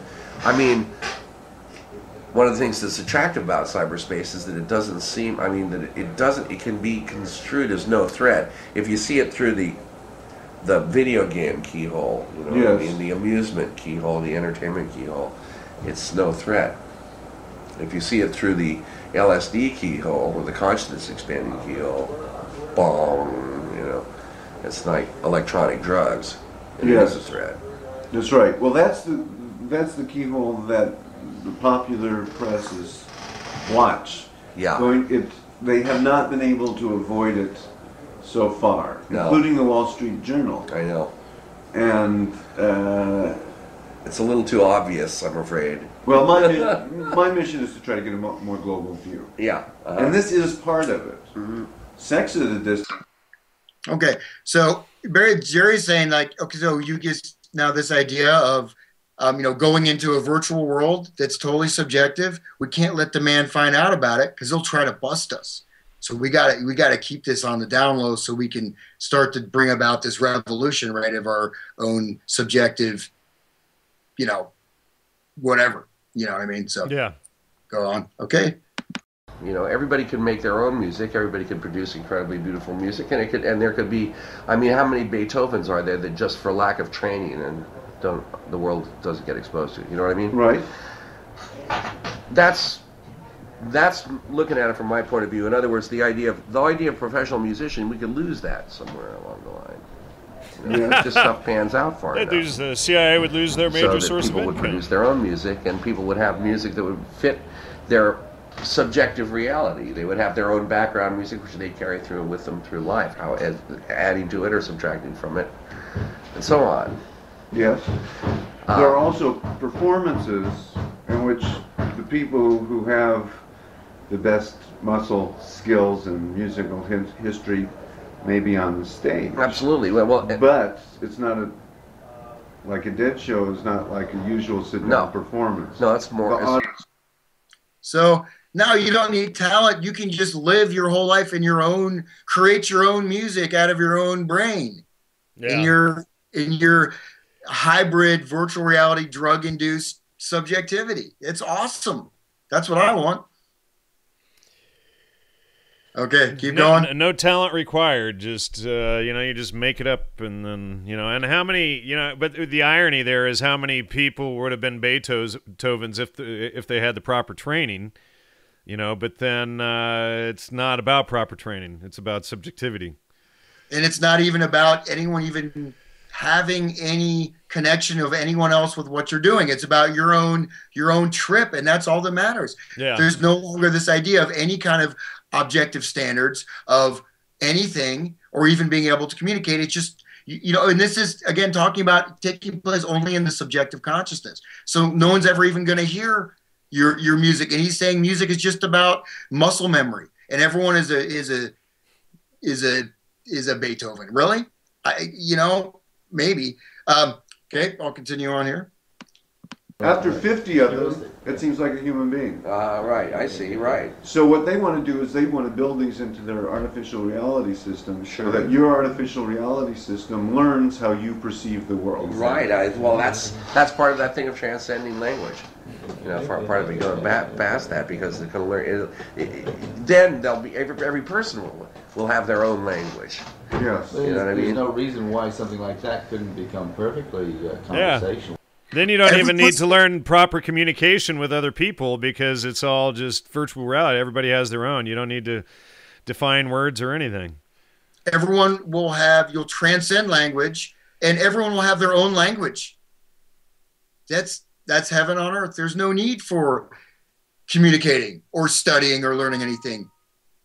Okay, let me just continue with this quote. It's absolutely right. Oh no problem. It would seem to be a person when you talk to it. Well, it would be if you chose for it to seem that way. Sure, sure. You can seem whatever way you wanted it to seem. That's the kind of computer I want. I don't like sitting at a keyboard with a mouse. No, I'm not a keyboard person. The mouse is better, but yeah, but even so, I use it mostly for graphics. So even the mouse is a little bit. It's like drawing with a cake of soap. That's right. That's a good metaphor for it. But they're ever increasing. There's a new digitizing pad that works with a pencil, like a stylus, and it also has the thing of that the harder you press, the wider the line is, so you can get a dynamic line, which you never used to be able to get. What's that called? I don't know. I just saw it in the catalog. I haven't got it yet, but I don't even know. It may be glitchy to beat the band. I've tried a few pads, and they're all a little bit. They're a little weird, but it's another way. You know, the cursor, a lot of them are the mouse is not that great. Object oriented rather than. Yeah, I don't know if there's anything good in there, but just to unpack that, he's basically saying that not even the computer, you're going to have a computer that's going to get to know you and just, he's actually talking about it being installed in the brain, which is a little bit hard to pull out of that because he's like, oh, I hate using this physical technology. Well, the computer will adapt itself to your own neural pathways and construct a wonderful virtual, totally subjective God realm for you. And in fact, I don't know if you saw this recent article, they have this injectable stuff that's supposed to be injected, and it will go inside your brain through the bloodstream and create this net over your brain, and you can directly connect from your brain to your computer. So you don't have to even worry about these things of hardware and this and that. It'll actually conform itself to your own subjective universe. It's amazing. It's wonderful. Just what we need. This is what they call evolution, apparently. Yeah, okay, kid. Continue going. The ultimate slave. Okay. Taking psychedelics to keep your brain young, keep your mind young. So yeah. When your body gets older, your mind still can always accept that. First time I ever took acid, got really high, as I was walking around, I thought, gee, the world looked like this when I was a little kid. Right. I remember seeing the sparkling reality and three-dimensionality of things. Right. Sort of like a renewal. Every time you do it, it's a renewal. It's a renewal. So it keeps your head young, so that you keep that always being able to accept the new thing just as easily as a kid would. Yes. Most people, they get all this stuff in their head like an old library. And you got to blow the tubes no room out. For the new, right? You got to blow the tubes out. That's it. No room for the new volume to go in the show. Yeah. Well, it's part of the reality construction business is that we are taught what reality is in all kinds of ways by everyone around us. Consensus. Mostly by language. Consensus. This is a desk. This is a chair. The names of stuff. Right. The names of stuff. And you see the little guys in the corner of your room, mother tells you they're not there. And they disappear. Right. Immediately. Right. Something like that, yeah. Something like that. You're not supposed to see those things. But yet, in all of the mystical, certainly you gain that from reading Castaneda. Absolutely. All that stuff that's there, that it isn't part of your consensus, so you ignore it. That's right. It's an enhanced awareness that he talks about. Yeah. But see, the media jump on electronic LSD with virtual reality. I know. And there's this electronic LSD potential. There are actually Wow. Blow the tubes out of your brain. Get away from this consensus reality constructed by language. And this is, Owsley and Jerry. Yeah. And well, what is logic but the non-contradictory identification, right?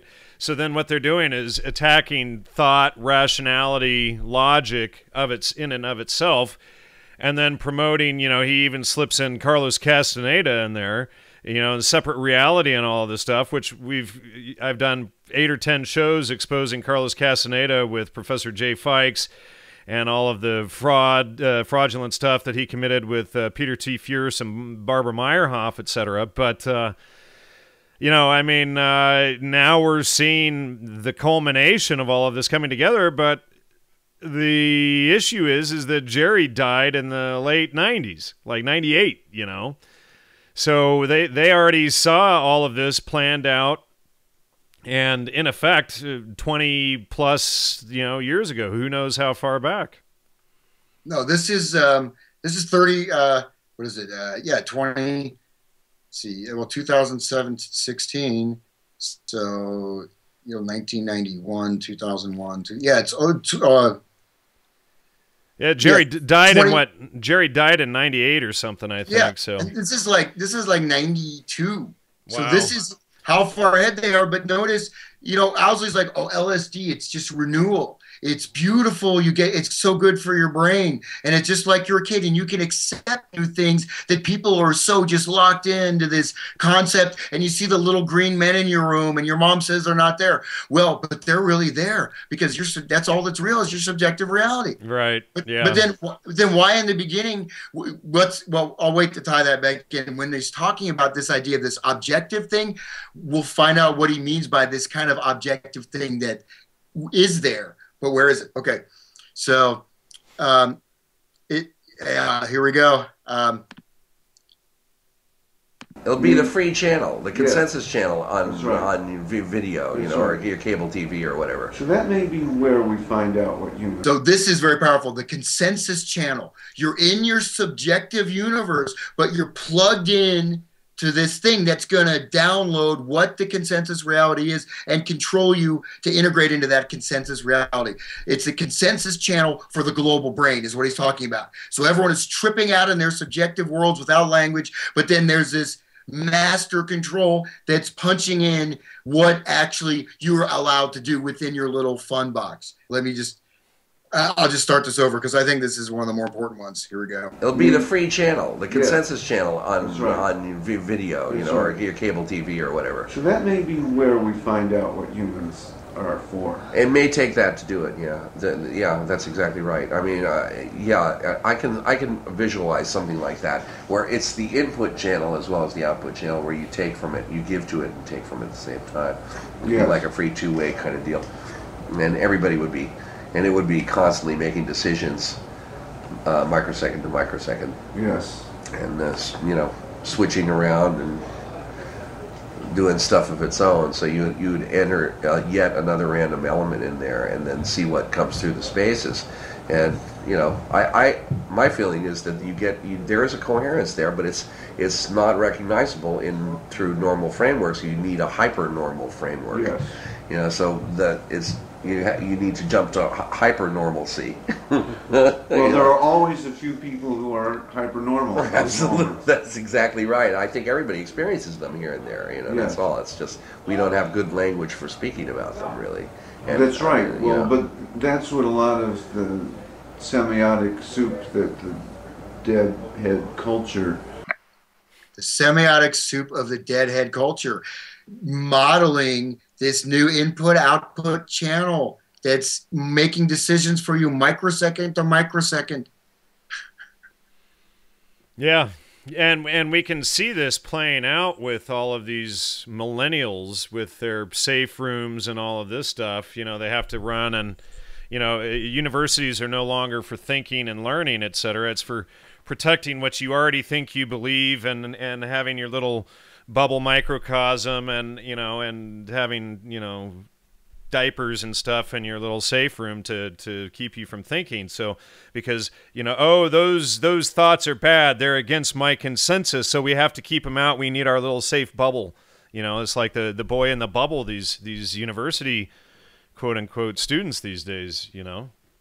But at the same time, in this you know, this magical reality, is that there's an input-output channel. We have to find out, in order to understand what is human, we have to find out what the way of inputting this consensus channel. So even though you're in a little subjective bubble, you don't go too far off the reservation. Well, sure, that's exactly what I'm saying, and they're doing that. Yeah, exactly. Yeah.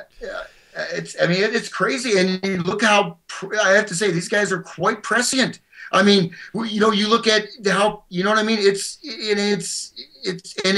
But I love the semiotic soup of deadhead culture as a model. Semiotic soup, all these floating words and symbols and everything, everyone's just pulling their own meaning from this soup, not knowing what it means, while the Grateful Dead is there as the master architects. Right, and they're the ones programming the acceptable, you know, the consensus reality. Exactly. Yeah. You know, so then you have all of the deadheads then spreading out into society, spreading these programmers' message throughout the culture, and then creating or forcing that consensus onto other people without the understanding or depth of the origins and purpose of the program. Yeah, but even more so, I mean, this further evolution stage is talking about, like, where Pokemon Go, everyone is focused in this digital world where they have no connection with the world even around them, and they don't even you know, and so no, this is a major contradiction, but it's not a contradiction if you look at what I talked about the lower masses and the ascended, the great race who are the occultic architects. All right, here I'll continue here. His discovery, he discovered that the smallest discrete event that you can perceive is a 70th of a second, and so they have a film stock and a camera that runs at 70 frames a second, and I mean it has so much more information. Yes.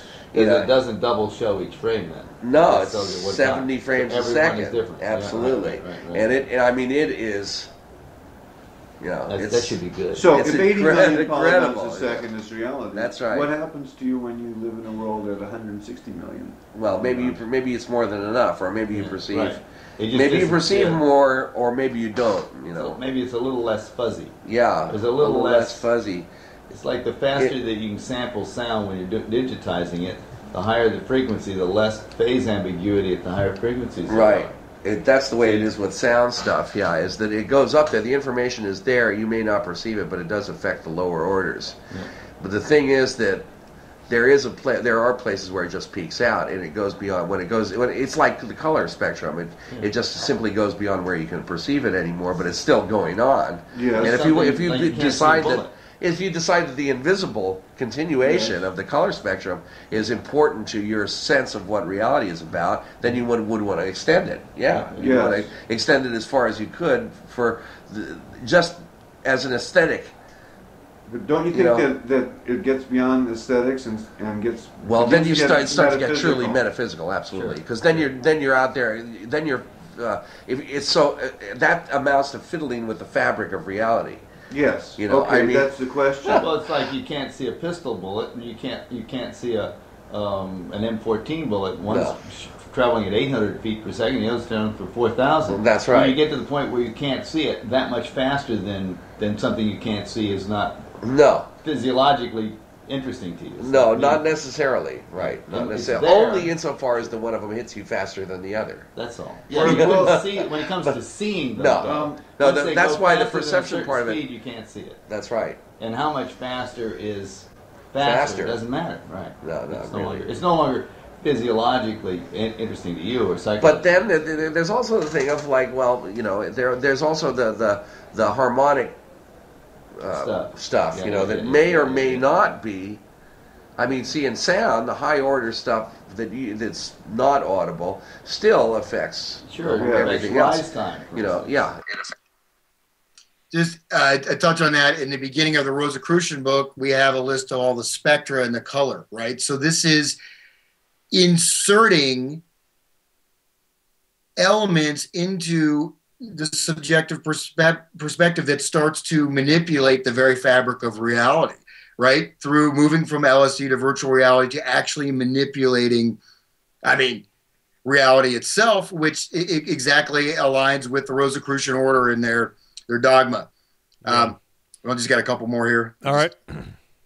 Beings anatomically for several 100,000 years, wandering around, hunting and gathering, and then suddenly, at the same time, they started painting in caves. They started multiplying. So what this paleontologist that I quoted has the theory that the first art in caves were really psychedelic experiences. Yeah. And the reason that they were is so that because the tribal encyclopedia, the amount of information that people needed to know in order to move to a new way of life, suddenly increased. That's right. Yeah, that's a good notion. Yeah, the point is there's more information now than you can pass along comfortably in an oral tradition. Say a strictly speaking culture has a problem. Nobody's delineating. Nobody's concentrating. Right. There's a lot of extraneous stuff. Like, for instance, the satellites that measure the atmosphere. Yeah. There's billions and billions and billions of bytes of data, only maybe 2% of which are actually useful. They don't know what the rest are for. They don't know what good they That's are. right. But People want to fly through that. Fill up tapes and things. Yeah. And anyway, who knows for sure how complex or how uncomplex the ancient people's lives were. They may have been in many ways as absolutely full and complicated as anything anyone lives. I don't think there's any reason to assume they weren't. I mean, if you look at some of these cultures now, and there's still a few of them. No, that's true. See, but that's what I mean about the singularity. Yeah. Is that the entire human race faced a singularity when one small group discovered, technology. Right. We can live a different way. Sorry. So anyways, I don't know if I have all it in there. They're basically talking about this new primitivism through transhumanism, through merging the mind with the computer. And then, of course, tying that into psychedelics. I'll just play through the next one here. Eventually, in the future, would be like an audience wired to somebody who was sort of instigating, rather than, and then moment-to-moment creation would be transmuted individually. I mean, the satisfaction of producing a work of art is the thing of getting off on it on some level. This makes it so that the whole idea of, for me, the thing of being able to see notes and see musical landscapes, is an relatively obvious part of this experience. The thing of being able to sort of fly. So when you tried it out, that was sort of what you extrapolated. Well, yeah, to me it was obvious. I mean, if you can create a reality that's entirely fictitious, it doesn't owe anything to this stuff out here, but you interact with it on your own terms. I mean, if you took it to the point where finally you got, say, tactile feedback that worked, and so that you were wired in on in terms of the whole your whole nervous system. Yes. The sensorium, you'd have the ultimate art form. I mean, any painter would want it, any filmmaker would want access to it. Any musician would want access to it, and it would eliminate the need for the divisions between what we describe as the arts. So all art being divisions of art going, everything's just your whole brain and nervous system is wired into this experience, right? You're evolving, to this point of living this purely, completely subjective life where everything, but I don't know if I have the quote. Jerry talks about having cyber sex, thinking it's really cool, where you're lying in some kind of a bodysuit somewhere, and it's someone else is lying in a bodysuit, and the whole sexual experience is just these two disconnected bodies that are just getting these computerized nerve impulses sent to their brains, and this is the goal. This is the revolution that will I guess that was the whole goal of the 1960s, was leading to this point, I guess. Apparently, yeah, and only tactile interfacing with reality as you wish, and then the rest of the time you just live in a constructed delusion, apparently in a dream, in a separate reality, as Carlos Castaneda called it. And then these guys want to be the puppet masters for how that system is ultimately programmed. But they even remove tactile sensations, so you don't even have to have tact. He's talking about having tactile sensations also being sent to you. So every sensation is part of this sensorium. Every sense is part of this new virtual reality matrix, just like the master-slave robot, right? That guy's talked about. Right, look at the last one, and this is where they tie it into the psychedelics and the ritual magic stuff. All right. Yep, and then we're done. Along there, we're starting to bump into chaos now, as the lines between hearing and touch are blurred. Now you're starting to get into this kind of chaos. I remember in some kind of part of that automatic writing kind of psychic literature stuff about Lemuria and ancient Egypt that you bump into occasionally. There was something in there about the fall of the early magically oriented societies Atlantean was that something about that they had control over form, and that there was just too great a variety of forms that people were becoming anything they wanted to, any animal, anything like that, and that part of the process of part of the reaction to it was the desire to restrict the forms to the forms that we are familiar with now. This stuff is all stuff that bubbles out of the subconscious of people. I don't know where it comes from. I don't know. It doesn't have any relation to real historicity, but it's part of the mythos. And there's a metaphor in there somewhere about that thing of losing some sense of what the bounds of reality are. What your experience is. And I think it's the basic threat of drugs, psychedelics specifically, is somewhere tied into that. And that this virtual reality stuff is the technological equivalent, really, of psychedelics. And I can see that I think that part of it is going to be the thing of being able to make this look like something else, just to avoid that kind of interference. Did you read Barlow's thing about? He's just been handing it out. Do you know John? Yes, Yeah. I saw him last night, in fact. Yeah, did you read his thing about these people who are getting busted, the hackers that are getting busted for? Yeah, I'm involved with the Electronic Frontier Foundation, which is what they decided to call it, which is... That's right. That's funded by George Soros. That's not even... I mean, here we're not even talking about what the experiences, how the experiences, how it's affecting consciousness, but just... the idea that you can move around freely seems to be scaring the shit out of something. You know what I mean? Some authoritarian, shadowy. No irony in that deal comment. is out there. Well, the world is restructuring, and all the enemies that used to exist are kind of gone. So That's now right. they're looking around for new enemies. ones. Absolutely. See, technology used to be our friend. Right. But now nobody's quite so sure. Right. Absolutely. Well, it's like all tools. It cuts both ways. It works for you and it works against you. It's just the thing of the somewhere like the guy that's working on the nanotechnology discussion. Yes. His concept of cage technology, I think, is good. Yes. If you're going to develop beast technology, beast and cage technology. There's a lot in there. I need to chime in, but I mean, first of all, he's talking about Lemuria. He's talking about Rosicrucian Rosicrucian dogma, but he's acting like some guy doing automatic writing. No, it's directly Rosicrucian Lemuria. I already went over that, but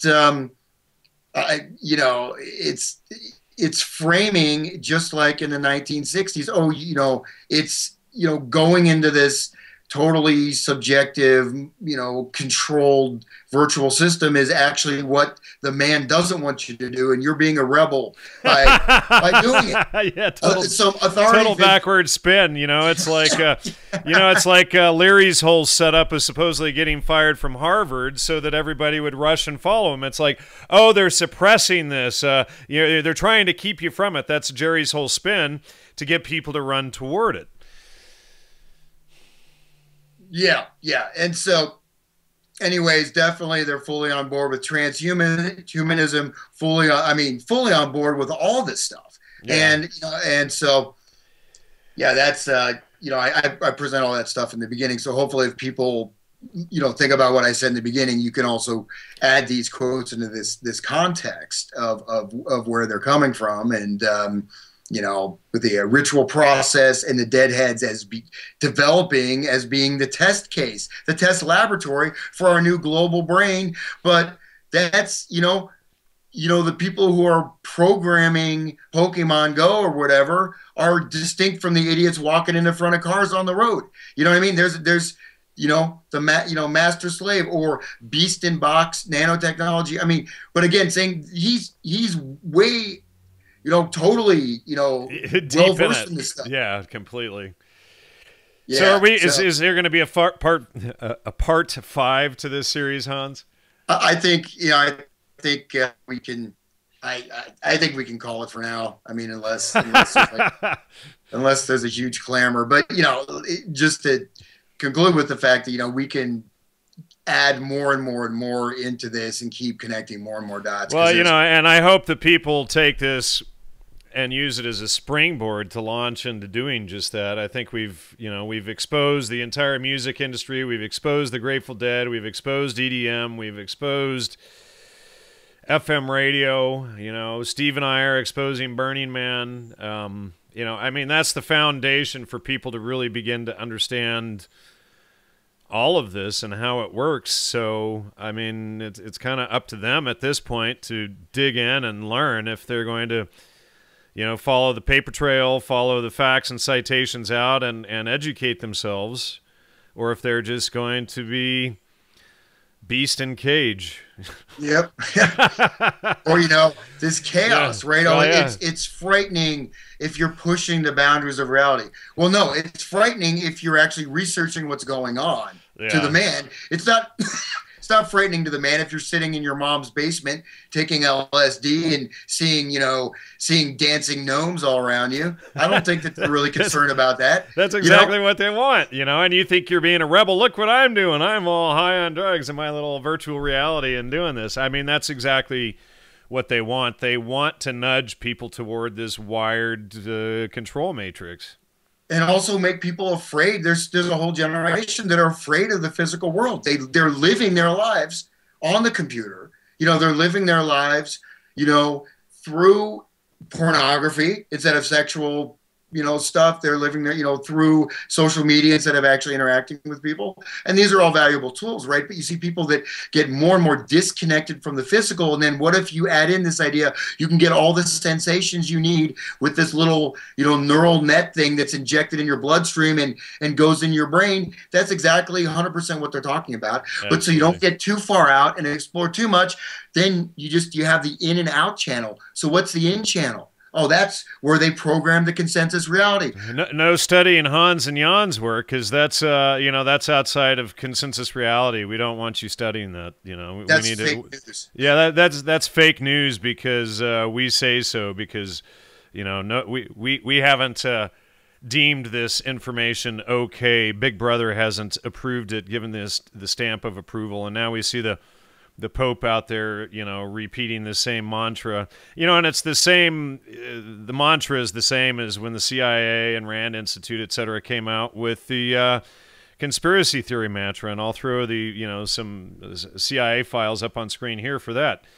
But it's the same thing. It's, you know, now we're just beginning to see the depth of what they want to accomplish with this singularity and this, 2045 end time that they want to push us towards. So, you know, all we can do is alert people to it, give them the information. You know, no doubt this video is going to be heavily throttled like the others in this series and in the series with Steve Outram. So we're obviously hitting a nerve. They're doing everything they can to suppress my channel. I've even seen numbers running backward on my video counts and things like that. So, you know, they're obviously upset and uptight about all of this getting out. But anyway, Hans, great series, and just in case anything comes up and we need to do a part 5 or 6 or 7 or 8 or 9 or 10, I'll leave that possibility open because we're already supposed to stop at 2. So yeah. So anything you'd like to add? Well, no, I just I just want to say that, you know, it's so interesting that you know, that I don't have to stretch, you know, what Albert Pike's talking about, this creation of this chaos and then this balance coming out of the chaos, or, you know, this, I don't have to stretch to put that into what the Dead are talking about it. They're talking about it directly, right? So this instigation, but at the root of it is this worship of, you know, man as God, at least certain segment of man to become like God. It's a hatred of actual organic life. That's why you have genetically modified food. That's why you have all the vaccines being injected in our bloodstream. That's why you have to destroy any sense of continuity or tradition or cultural values, because they have to be uprooted.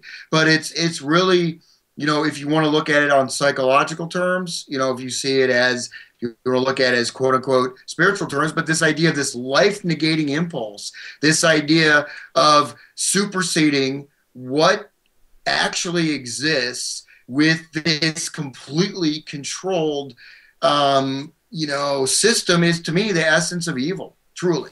And I think that, and again, for anyone who wants to do a libel lawsuit, I'm not in any way saying the Grateful Dead are part of this, but what we started talking about with the pedophilia, what is an example of destroying the innocence of children, doing the most evil act as Absolutely. part of the greater good.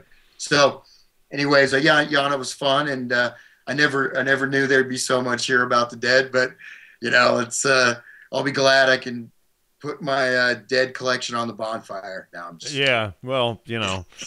my entire old music collection is going on the bonfire, to say the least. So, all right, Hans, thank you so much, and I again will leave it open for the possibility of additions to this one, but we'll call it a wrap for now. Thank you so much, and you want to give out your website? Yep. Yeah, I've got hansutter.com. I also have mindcontrolmusic.wordpress.com, and I am actually posting some new blog entries. I got a little bit of the thing on the Saturn, David Bowie's thing. Check that out. And yeah, please support me. Donations, CDs, or cruises to Egypt so I can play there like the Grateful Dead who played at the pyramids. We didn't get into that, but anyways, yeah, appreciate it. Thanks for the audience, and thanks to you, Jan, for letting this information hit the neural network of the global mind. And you're welcome. And likewise, on my account, the show's run on donations and listener support. So everybody, please log on. The more you can donate, the better research and more material we can put out, and the more support I can garner to get this stuff out. And would like to get a research trip into England going soon. So anyway, any support for that, I would appreciate. Take care. Until next time, see you then.